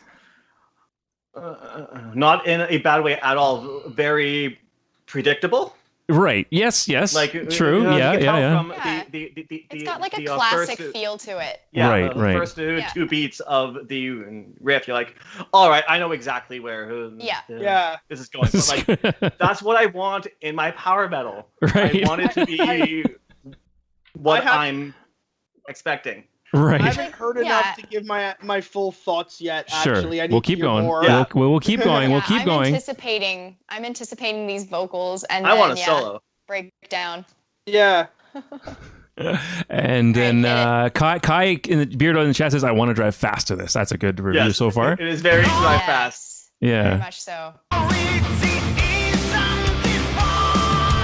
Mindless will defy and stay in the darkness. Last for their haunted land is inside them, and we'd always last.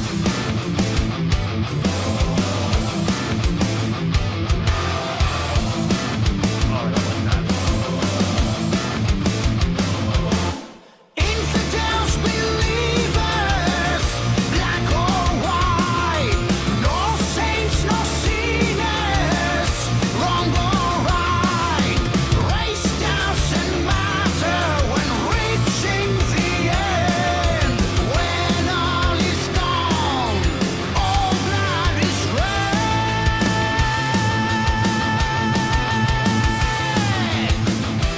Okay, yeah, that should give us, I think, a good first impression. Okay. No, still dope. I did feel the transition at the rhythm change. Yep, that was a good transition. It felt off. I don't know if it was a lag or a technical thing, but it just something didn't line up there, and then the off time. Oh. It could be a technical thing. I mean the sounded junk. You are listening to it through Skype. Yeah. So that's true. Maybe be technical issues. Well, what I was gonna say is like the instrumentals sound great. Yeah, I really like the backing vocals. Like I'm a big sucker for. I really like the little backing vocals in the back. The vocalist, I can tell, is trying to do the at least in his style of singing, he's trying to do the Roy Khan Camelot thing. Yes, that was comments in the chat. Yeah, Shades of Camelot, Captain Rin says. Yeah, I was getting old Roy Khan Camelot vibes from that, which is cool. The only criticism I can think of, and this isn't the vocalist's fault at all, but I didn't like the way the vocals are mixed. Like it almost sounded like there was a radio. Yeah, like the radio filter that you'll have when you're driving really fast, it just sounds like it's playing out of your tin can radio system. Right. It felt like it had that on all the time. Like I have a feeling that maybe the engineer meant to only put that like in the verse and have it like turn off in the chorus. And I thought maybe he forgot to do that. 'Cause I was expecting the vocals to get a bit more cleaned up in the chorus terms of That's a good point. Yeah, that's what I was expecting. Like I was expecting to be verse, I can understand, little the radio kind of style. Right. That quality. Yeah, and I was expecting that to go away in the chorus, but it didn't. And I was like, so we can hear the actual harmonies. No fault of the band at all. That's about it. The vocals are tight. They're on pitch. They're on key. They sound. The vocalist has good technique, but that's just the only thing. Yeah, he's got a good vibrato. Yeah. Yeah. And that's the only criticism is no fault of his own. So vocals as they stand are fantastic. Just the production, You're right. Montana, you had thoughts? To like add on top of that, I was trying to figure out, again, like a comparison and like what I was listening to, and I was like, oh, Twilight Force. This reminds me a lot of Twilight Force. I don't know if you guys know Twilight Force. I love Twilight Force. Yeah. Yeah. Twilight Guidance. Big Speaking of, we have Falconer in the chat, actually. Falconer as well. Yes. Yeah. Falconer's great. Very similar. Yeah. I would find Falconer has like a lower vocal range. Yeah. But yeah, definitely on the same par. And then the choral in the background. Nice touch. Those nice harmonies are great. Yeah. Yeah. Sweet. All right. So do you think we've heard enough to give her? No, because I want to hear if there's a solo in it. Okay. All right. We're gonna find find the solo. It's probably here. Or break a song just having a trash. Very good. Too noodly for the song solo. All right, too noodly. Let's find the noodly solo. I like for the noodlator. Squealy or mealy? Is it a mealy solo or a squealy solo? It's Squealy versus Millie. Squealy wins. It's a wiggity woo. It's a wiggity woo. Send noodles, says in the chat. Okay. Send noodles. Oh, we're too far. Okay, hold on. I gotta find it. There we go.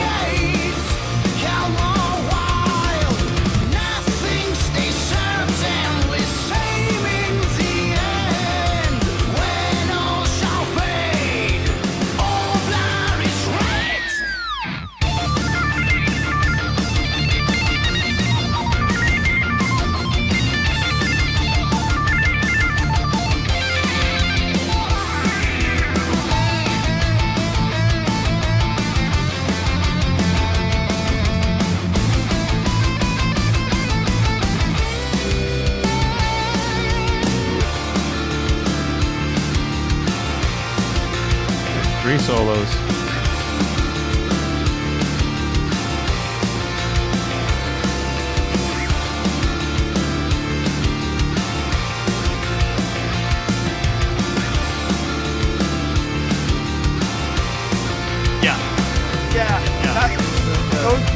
Those solos are really good.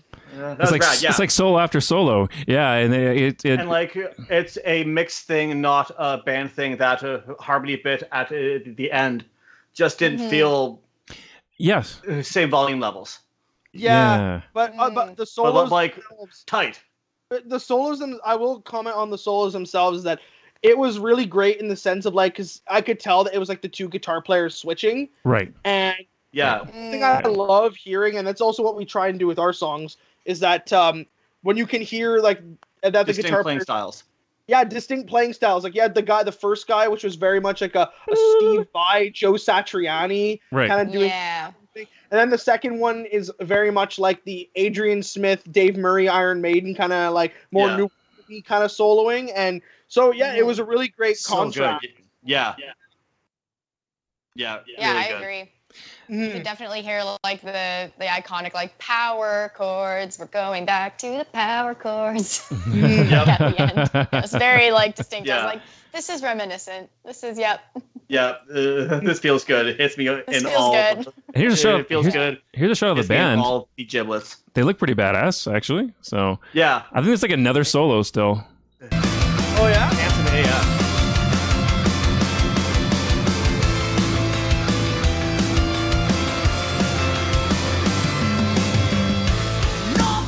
Oh no, there we go. Okay, we got them all. We got them all.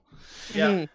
Okay. Moving on. So overall thoughts. I mean, I think it's awesome. The production stuff. Yeah. The production stuff. I hear it. I hear it. There's some issues with the production. Yeah, I do. Like- Yeah, like none of that's This the band's was- fault. I'd well, say. unless they produced it. I don't know. Oh, Unless it's self-produced. I don't know. Unless I don't they know. did it all themselves, and then 100%. Possibility. That's on them. Yeah. Yeah, Does it but, say here? Sorry, I don't know that. Okay. Sorry, Thanks, Alexa. Yeah, someone said a thing. Let me mute that. Sorry. Yeah, Kai in the chat says would love to hear more tracks worth checking out for sure. Yeah, they seem like a very talented band. It's on my research on my own time list now. Yeah, Awesome. they're- So thumbs up. Yeah, They're dope. Those guys sound Metal horns. they sound really good as a band. I don't think like the musicianship is definitely there. It's just, as I said, those little bits, the production are kind of the only thing I think that takes away from, especially like as a vocalist, I'm very picky on the vocal kind of stuff. So Absolutely. So great vocalist. He sounds a bit like Roy Khan to me, which is sick. But again, it's just I didn't really like kind of how the vocal was mixed. But that's not his fault at all. So. Probably not, yeah.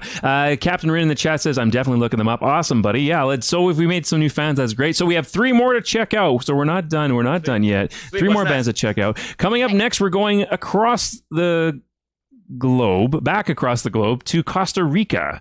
We're going to listen to a track from the band Wings of Destiny and their song Reborn Immortal. They are Wings of Destiny. Huh? I said, fuck yes, Wings of Destiny. They're hella good. Oh, you already know. So you already know. Yeah. You already know they're them. super good. Sweet. I haven't heard them yet, so. Sweet. Yeah. Power metal masters Wings of Destiny are proud to unleash their 3rd single from Reborn Immortal, taken off their 6th album, Memento Mori, due for release via Wormhole Death. Actually, might be out already.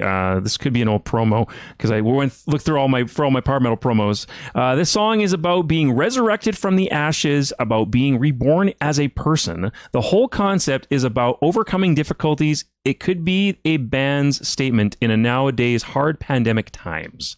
It's a call to action to our fans. It says here to never feel defeated, never back down. Just reach your goals by always getting up and carrying the torch. It's a positive power metal message in this song. So we're gonna check it out. All right, Wings of Destiny, the song Reborn Immortal. Let's do this.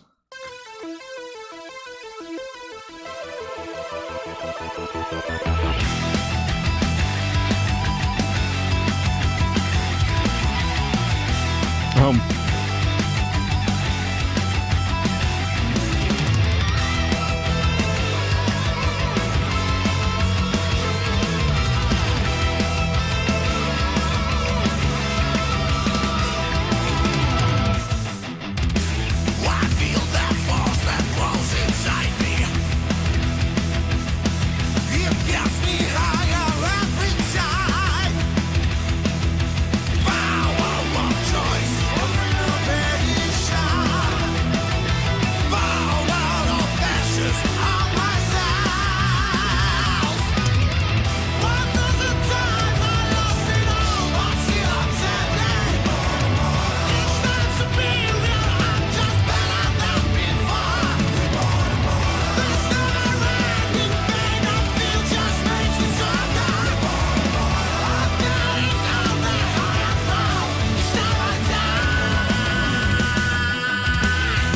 Okay, I'm going to point out a crime here right now. Stu, you've heard of this band.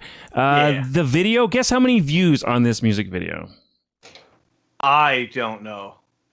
Couple thousand? 294.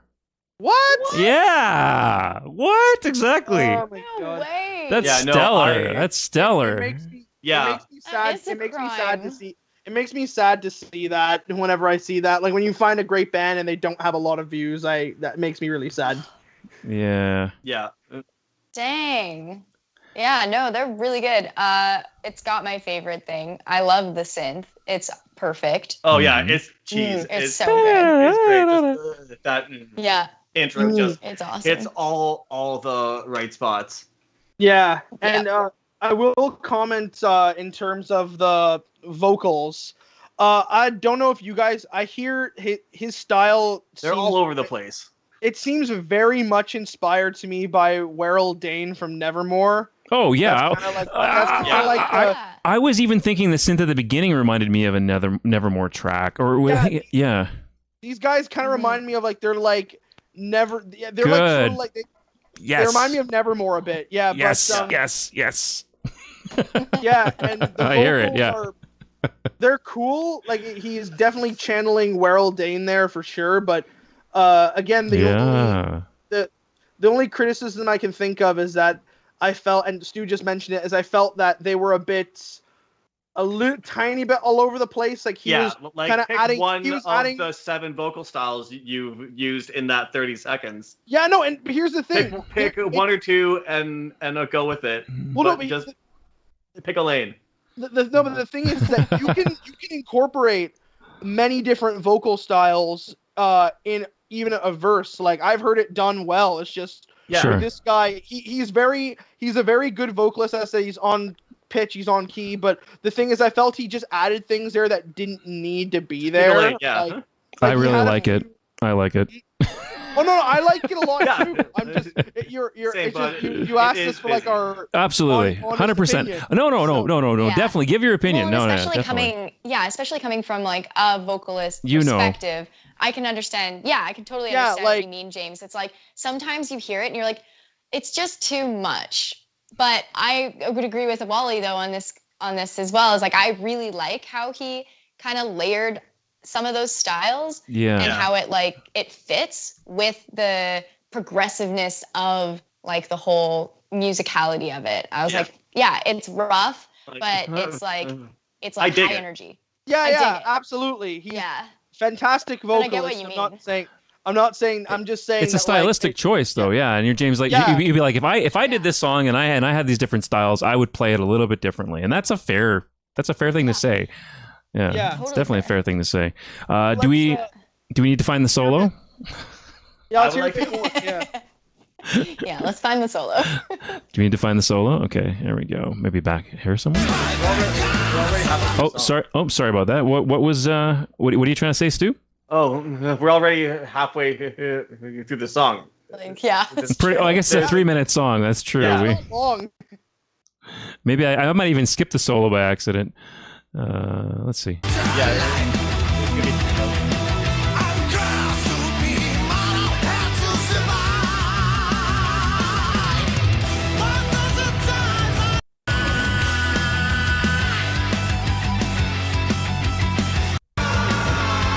Is there no solo? Or am I just missing it? Maybe in the middle? Maybe in the middle?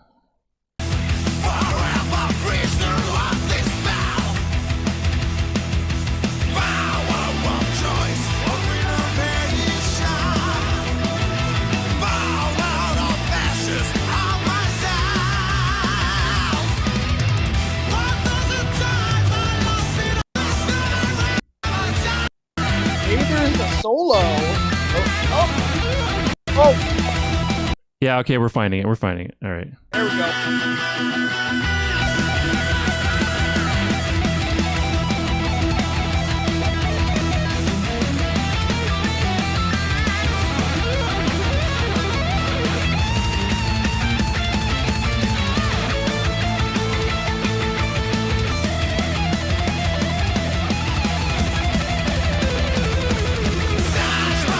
Actually, it's funny you say Nevermore. It's almost like a little bit Loomis inspired there. Isn't it? Isn't it? Jeff Loomis inspired? It's like a slowed down version. It's like a slowed down version of Dragon Force. Yeah. Oh, yeah. That's true. Captain Rin says solo is Nolo for me, and I actually agree that solo did fall a bit. It fell a little flat for me, but I don't know. Oh yeah, I liked it. I kind of found that it was that solo to me just solidified that this is definitely a very, very Nevermore worship kind of song. Totally. The playing style is very Jeff Loomis, and even though after hearing a little bit more of the vocal, even like when the vocalist is going into his higher range, I'm like, that's so Werewolf. Like the kind of almost kind of yarly nasally like that's very Werewolf. So yeah. So I thought it was really good personally. So it's still a thumbs up for me. It's the third single off the album, not like the first or second. So I guess we can kind of take that into account if that means anything. Yeah, I want to hear more Wings of Destiny though. I do dig it, even though it's like I guess a Nevermore. Maybe it could be just this track. Like Stu, you know of this band? Do the other songs pay homage to different bands and different styles as well? Or? They're very much along these lines. Okay, gotcha. I dig it. I still dig it. It's still a thumbs up for me, or I guess a horns up for me. Maybe not 2 horns up, but it's at least 1 horn up for me. So, what do you guys think? Yeah, I'd say it'd be like a lot. Same with just haven't heard this track, and like that solo doesn't fit with a lot of the rest of their music. Gotcha. I'd say the same as you, Wally. I'd say 1 horn up for sure. It was definitely good, but I guess as I said on the vocalist point of view, there's a couple of things I would have liked to have seen. Yeah. But from what he did, it was very good. Again, very, very reminiscent of Werewolf, and that's always a good thing in my book. So. Yeah. I've never been sure what to do when we do the reviews, like thumbs up, would you like it, don't like it. This is the horns is perfect. The horns is perfect. With thrash 2 horns up, 2 horns down, 1 horn up, 1 1 horn. Horns sideways if you're really not sure. You're kind of really in the middle. We have to do the Siskel. We have to do the metal Siskel and Ebert. Right. Yeah. 2 thumbs up, 2 thumbs down, 1 thumb up. We have to do that with horns. Just be like Siskel and Ebert. It's become the thing from now on. That is our thing. I like it. I think it's perfect for this. And then in the chat, people can kind of, I don't know. You can't really do horns down in the chat. Yeah, you could actually with the characters. If you type the characters out, you could do 2 horns down, or just type 2 horns up, 2 horns down.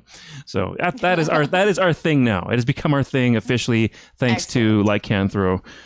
All right. So next track we're going to check out on our reviews we're going to go to the United States of America. We're going to listen to a band from Portland, Oregon called Silver Talon.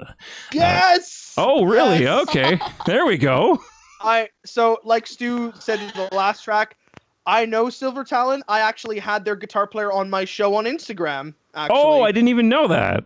Oh, yeah, wow. That's awesome. All I'll say is, actually, wait, you know what? Since I'm sitting at my desk, I'll just bring this on screen. Oh, sure. Let's pull this up. Oh, there we go. For crying out loud. I ordered their like 7-inch on Bandcamp on one of the Bandcamp Fridays, and this came with it. So, that's cool. I know we haven't even listened to the song yet, but it's probably going to be a 2 horns up from me anyways. So but let's listen to it. I don't know which song we're going to listen to from them, but they're fantastic. So it's from the album released on May 28th. So you might have already heard this. So it's a little bit has come out recently, but a little while now. It's been out. Silver Talon's new single, As the World Burns, taken from the Portland-based U.S.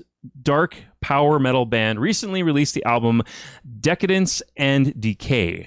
It was released May 28th on M Theory Audio. You can order it on CD, vinyl, and cassette. Okay, that's a little free advertisement for them. So we're going to check it out here. Silver Talon, As the World Burns.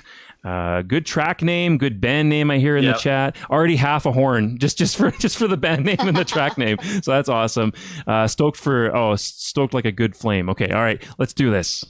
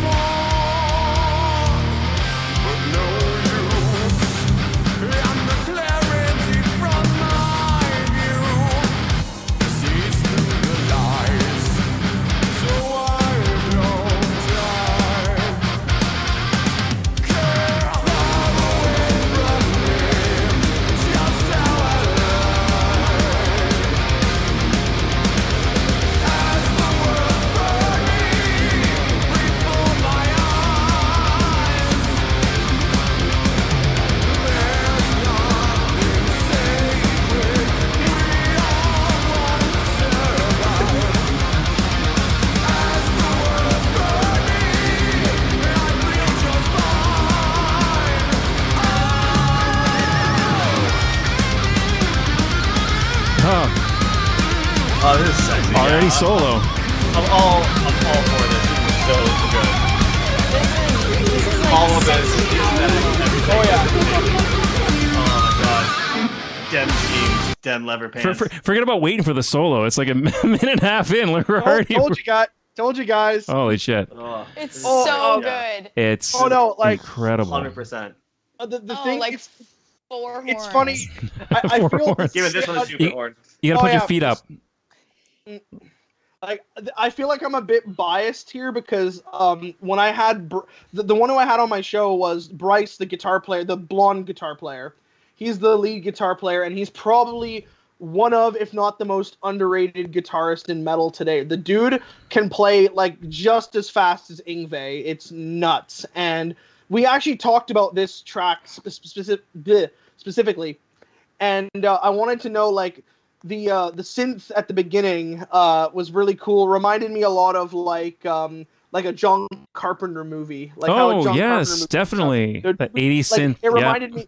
It reminded me of like Escape from New York or something. Sure, and definitely. The thing I told him that I really appreciated about not only the song but the imagery in the video is that it reminded me of that era in the early 90s in power metal when every band was almost sort of doing like not the political thing, but they were kind of trying to like explore the like sort of like it's almost like the political thriller sort of thing. Like I told him the imagery reminded me a lot of Queensryche, because Queensryche had a lot of songs that were like, the like Operation Mindcrime was like, the sort of political thriller concept album, which was awesome.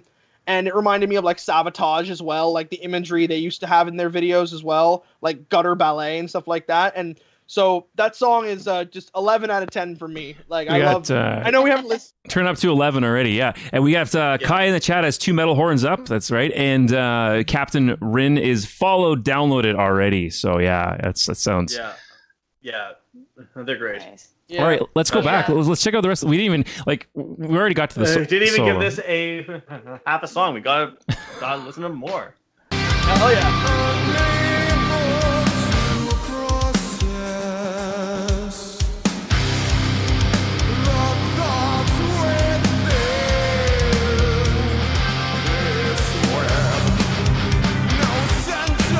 Okay, before we go any further, I would love to have them on a future show. So I would love to have them on the webcast. Dude, they will probably do it. Like Bryce is a really, really nice dude. He'll most likely do it. So yeah, I highly recommend you get them on here as well. They're fantastic. Oh, I suggested in the chat. Captain Rin says, I'm just to me directly, just super curious. Have you heard of Sick Boogie Murder by Treplum? No. I haven't either. I haven't. I'm gonna copy that into my show notes for tonight, and I will definitely check that out. All right, so back to the song, or how does everyone feel? God, Doom. That sounds ridiculous. I like what I'm hearing so far. Ska Doom? Oh, lovely. Okay, I definitely have to check that out after this. I will never turn my back on ska. All right.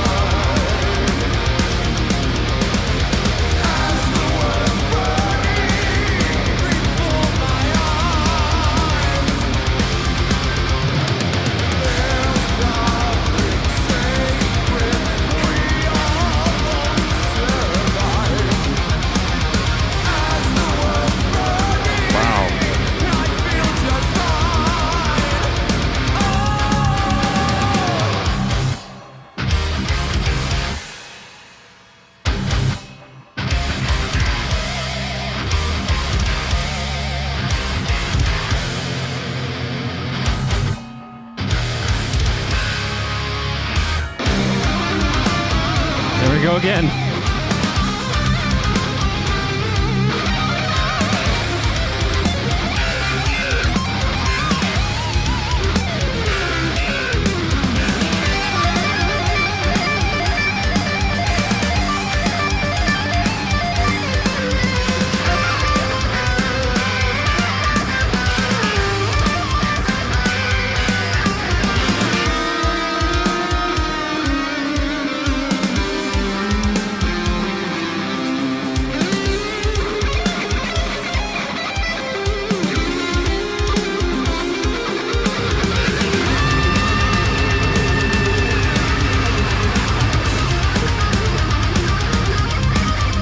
Jesus.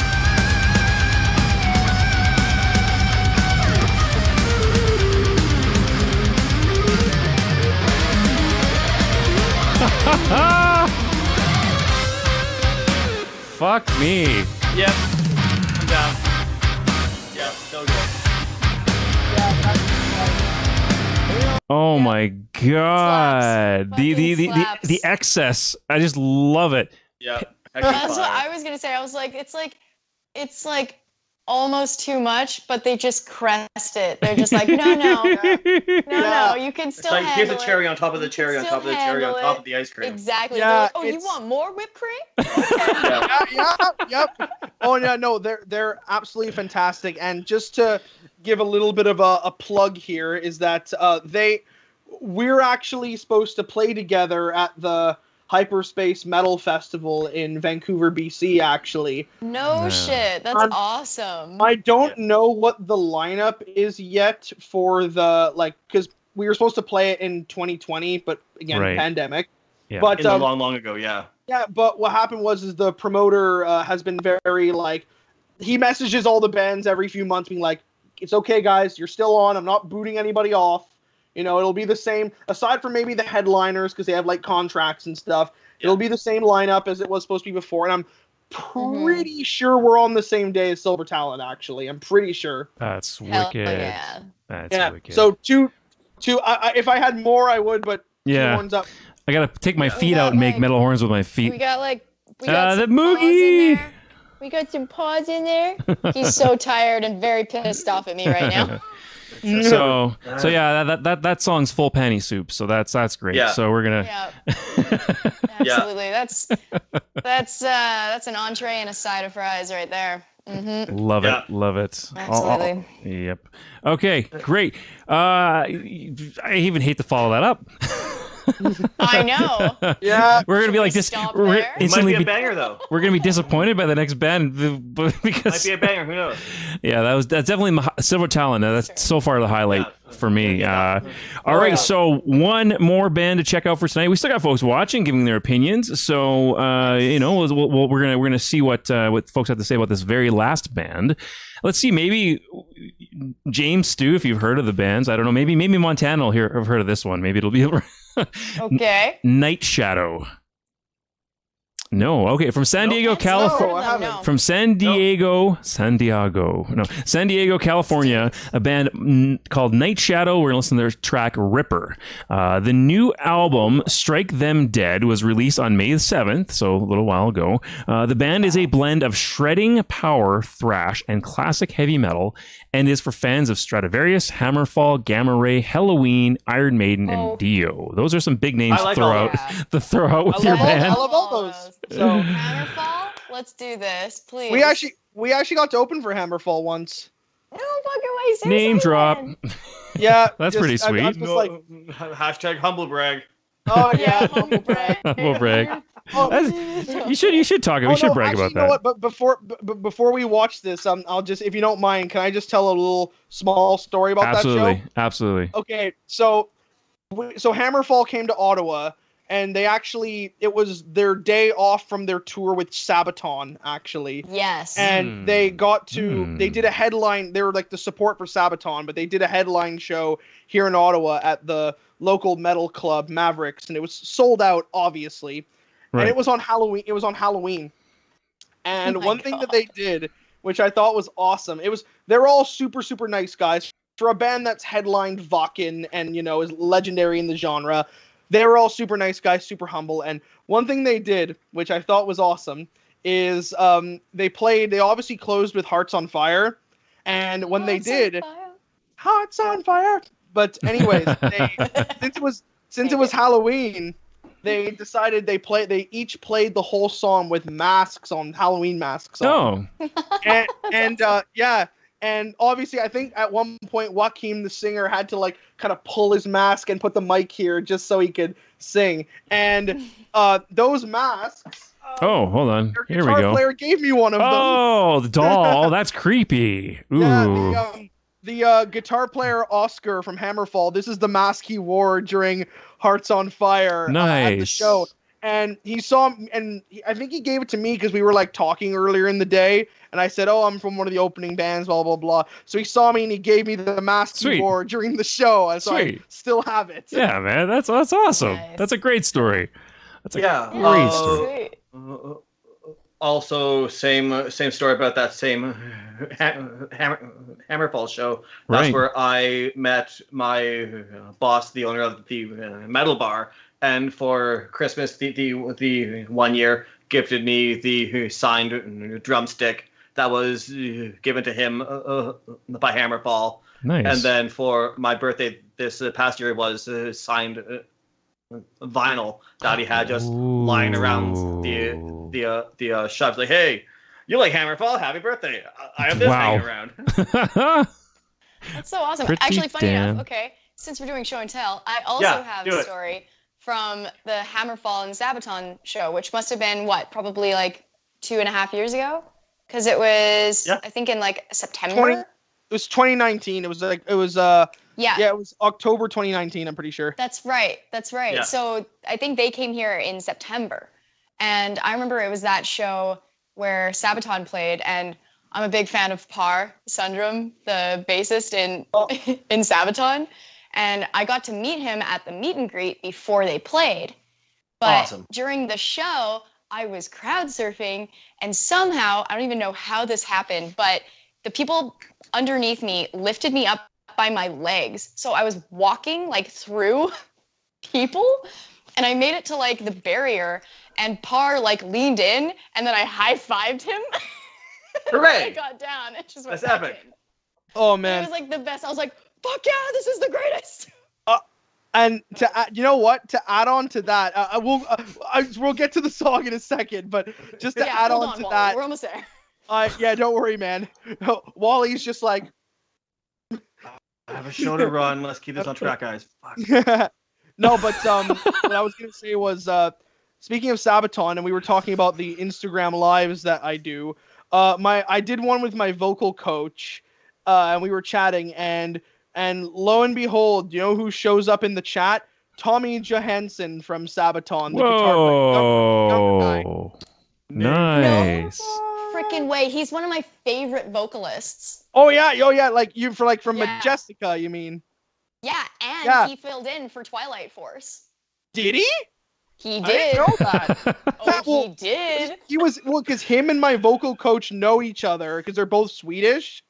They're both, and he appears in the chat, and I was just like, and that's one of the few times in someone where me and my vocal coach are talking, and his name and David's like, Tommy from Sabaton's in the chat. I'm like, that's hello. crazy. That's so crazy. Oh man. Oh yeah. No, that's like the coolest thing. That's the cherry on top right there. Good for you, man. That's awesome. Dope. All right, so Night Shadow from San Diego, Yes. California, and their song Ripper. Let's do this before we go on any more tangents. But Yes. they were Let's go. one. Don't get me wrong; those are awesome tangents. So anyway, let's do this.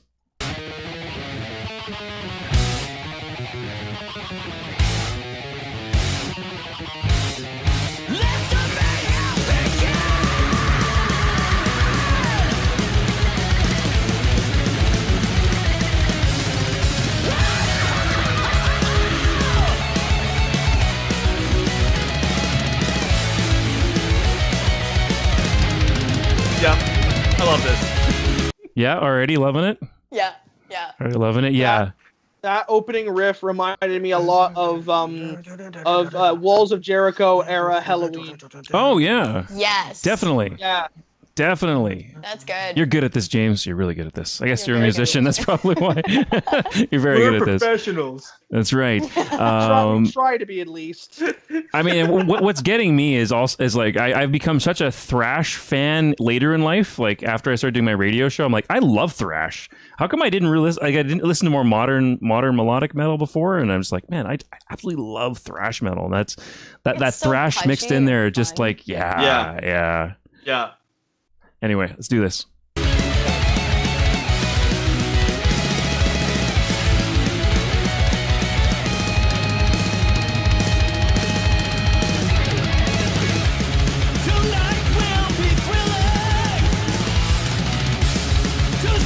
Oh, it's so fast.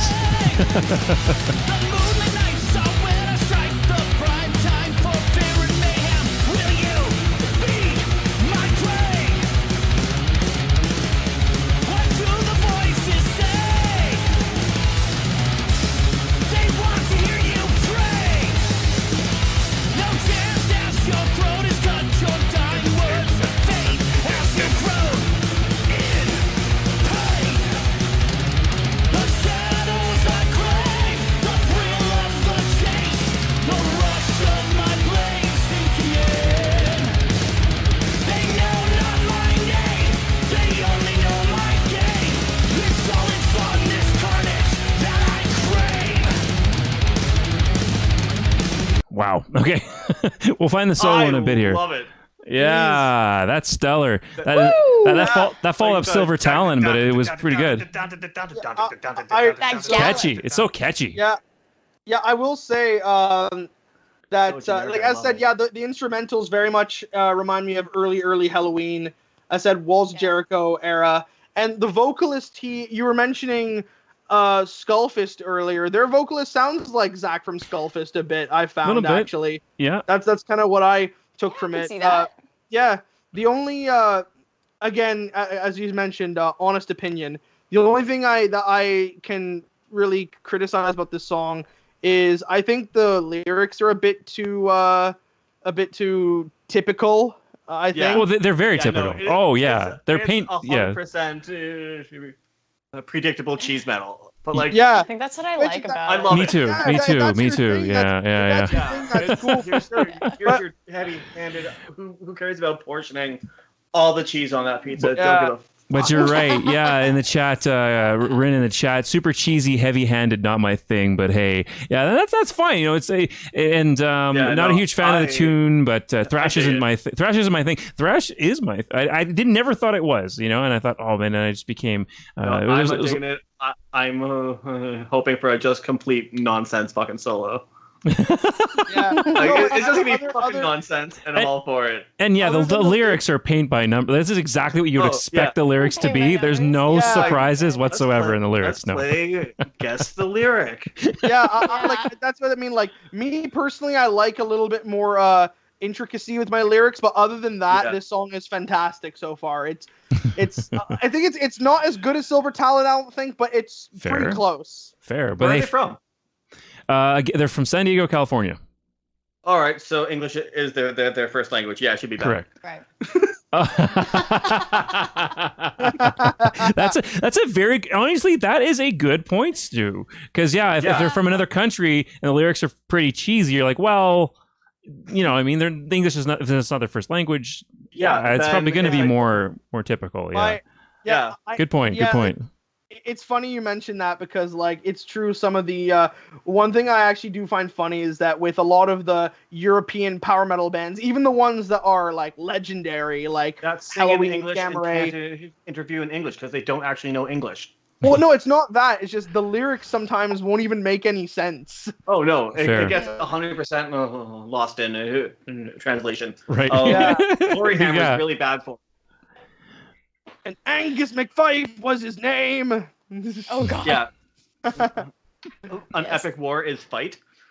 An epic war is fight. An epic war is fight. Yes, actual lyric, but I love Glory Hammer and everything they are because it is just maximum cheese. Who cares about the maximum cheese Glory Hammer? Correct. They're like. Their little like suits that they're in. Power Ranger suits. Oh yeah, right. Yes. Did you ever see that? Yes, I have. Now I know you're talking about.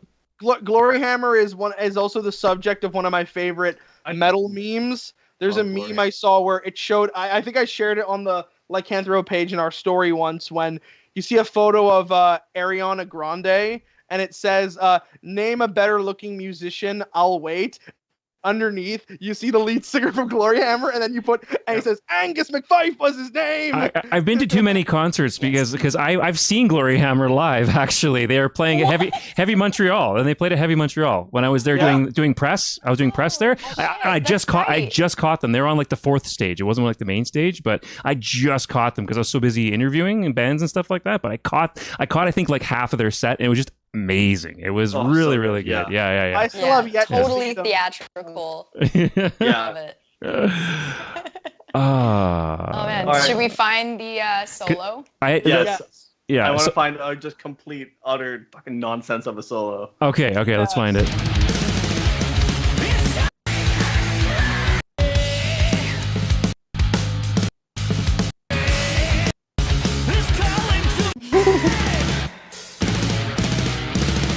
Should be coming, I think. I think so here, Yep.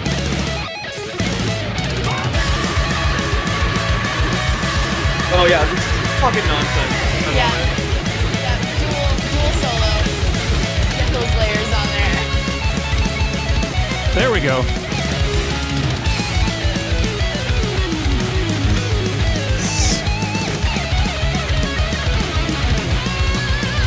Kai in the chat says, Squiddy, I completely agree.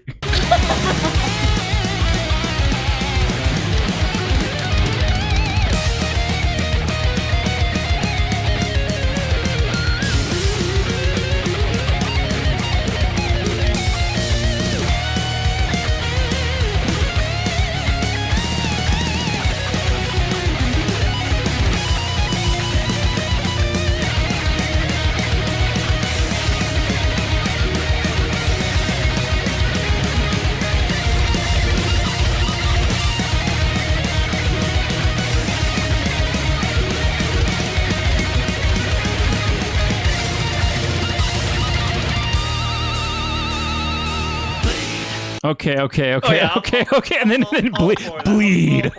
Every second of that. That was oh boy. Okay, no surprises, right? It's pretty much what you'd expect, no but that's exactly but it was great. I wanted to hear. It was so good. the thing I liked about it was definitely like you could hear the Yngwie Malmsteen worship in that solo for sure. Oh, so good. Yeah, no. Totally ridiculous. I was 100% all for that. Yeah, that's two horns up for me as well. Right, well. It's awesome follow-up for Silver Talon. Well, I think Silver Talon was the highlight. It was It was still Night Shadow, excellent. That was. Yeah, Very, that was very, rad. very close Yeah, I second. think down for it. it's like Silvertown was just like a little bit above that, but Right. that was definitely still awesome too. Right. Yeah. That's Loved not. them. Yeah, There you I go, was- Night Shadow. If 100%. you catch wind of this, yeah. Also, I mean, maybe so we'd invite you on the show too. Yeah, we'd love to have you on the show as well. That'd be another awesome band to interview. All right, that's it for our reviews. Thanks for folks sticking around in the chat. Ding ding doodly doo, says Kai in the chat. Which I guess is the solo. It does sound like. No, that is another Metalocalypse reference. Oh, ding ding doodly. Oh yes, okay. Yeah. Is it? Pickles the drummer, doodly doo, ding dong doodly doodly That's doo. from the theme music at the beginning of the Yeah. show, Yes, right? yes. Yeah. Pickles the drummer, ding ding doodly. Yeah. Yes, that's right. Okay, I thought he was commenting on the guitar work. Yes. All right. So good. So good though. Timothy Small just. Yeah. Timothy Small just choked on a latte. Excellent. Okay, I think this is a great place to end it. We saw a few folks still watching, but I think it's a good time to end. And on a high note, that was a ton of fun. I really enjoyed. I'm actually happy. A blast. I extended. Usually Reviewz is like 1 or 2 bands. I'm happy I extended it. I'm happy we dug into it with James and Stew here, because that was a lot of fun too. I had just as much was a fun blast. doing that part of the show as I did the beginning part of the show. So that was stellar, guys. That was a blast, man. Yeah. Yeah, thank you so much for having us. Thanks Yeah, everybody who so much, watched. guys. Thank you so much. And yeah, this has Thanks been so an much for coming. absolute blast, guys. All right, I'm going to let Couldn't folks. agree more. We have 2 upcoming shows, and then we'll quickly say our goodbyes right after that. Upcoming shows I'm going to mention coming up on the Wicked Wally webcast. Let me put some music on here. How about some Lycanthro? There we go. Yeah. In the background there. Okay, Wednesday. I'll turn it up a little bit here. Wednesday, June 23rd. So we're doing every second week for now because Wally's a new parent, and I did 3 weeks in a row this past stint, and it almost killed me. So we're going back to 2 weeks, and we're doing back to every second week for now. Hopefully every week in the somewhat near future. But Wednesday, June 23rd, 9 p.m. Eastern, 7 p.m. Mountain Time. Episode number 28, Arrival of Autumn. Actually in the summer, not in the spring. But after being signed to Nuclear Blast, Grand Prairie, Alberta's Arrival of Autumn released their powerhouse of an album, Harbinger, in 2019. They have new music in the works, and they're going to join us to give us a taste of what they have coming up next. Jason's going to be joining me on that show. And the two weeks after that, July 7th, what? That doesn't make sense. July 23rd, I got to fix that. Sorry, guys. July 23rd, 9 p.m. Eastern, 7 p.m. Mountain Time, episode number 29, Sanguine Glacialis. What do you get when you combine melodic death metal, jazz, classical, folk, and Latin music? You get Montreal's Sanguine Glacialis. They recently released a new music video in support of their latest album, Hadoplogic. So, yes, there we go. So that'll be some great shows. Anyway, again, thanks again, James and Stew, Montana. So this is James and Stew Yeah. signing out. James and Stew. Yeah, thank you. Yeah, buddy. Thank you very much, everybody, for watching. Go check out Mark of the Wolves, and stay metal, my friends.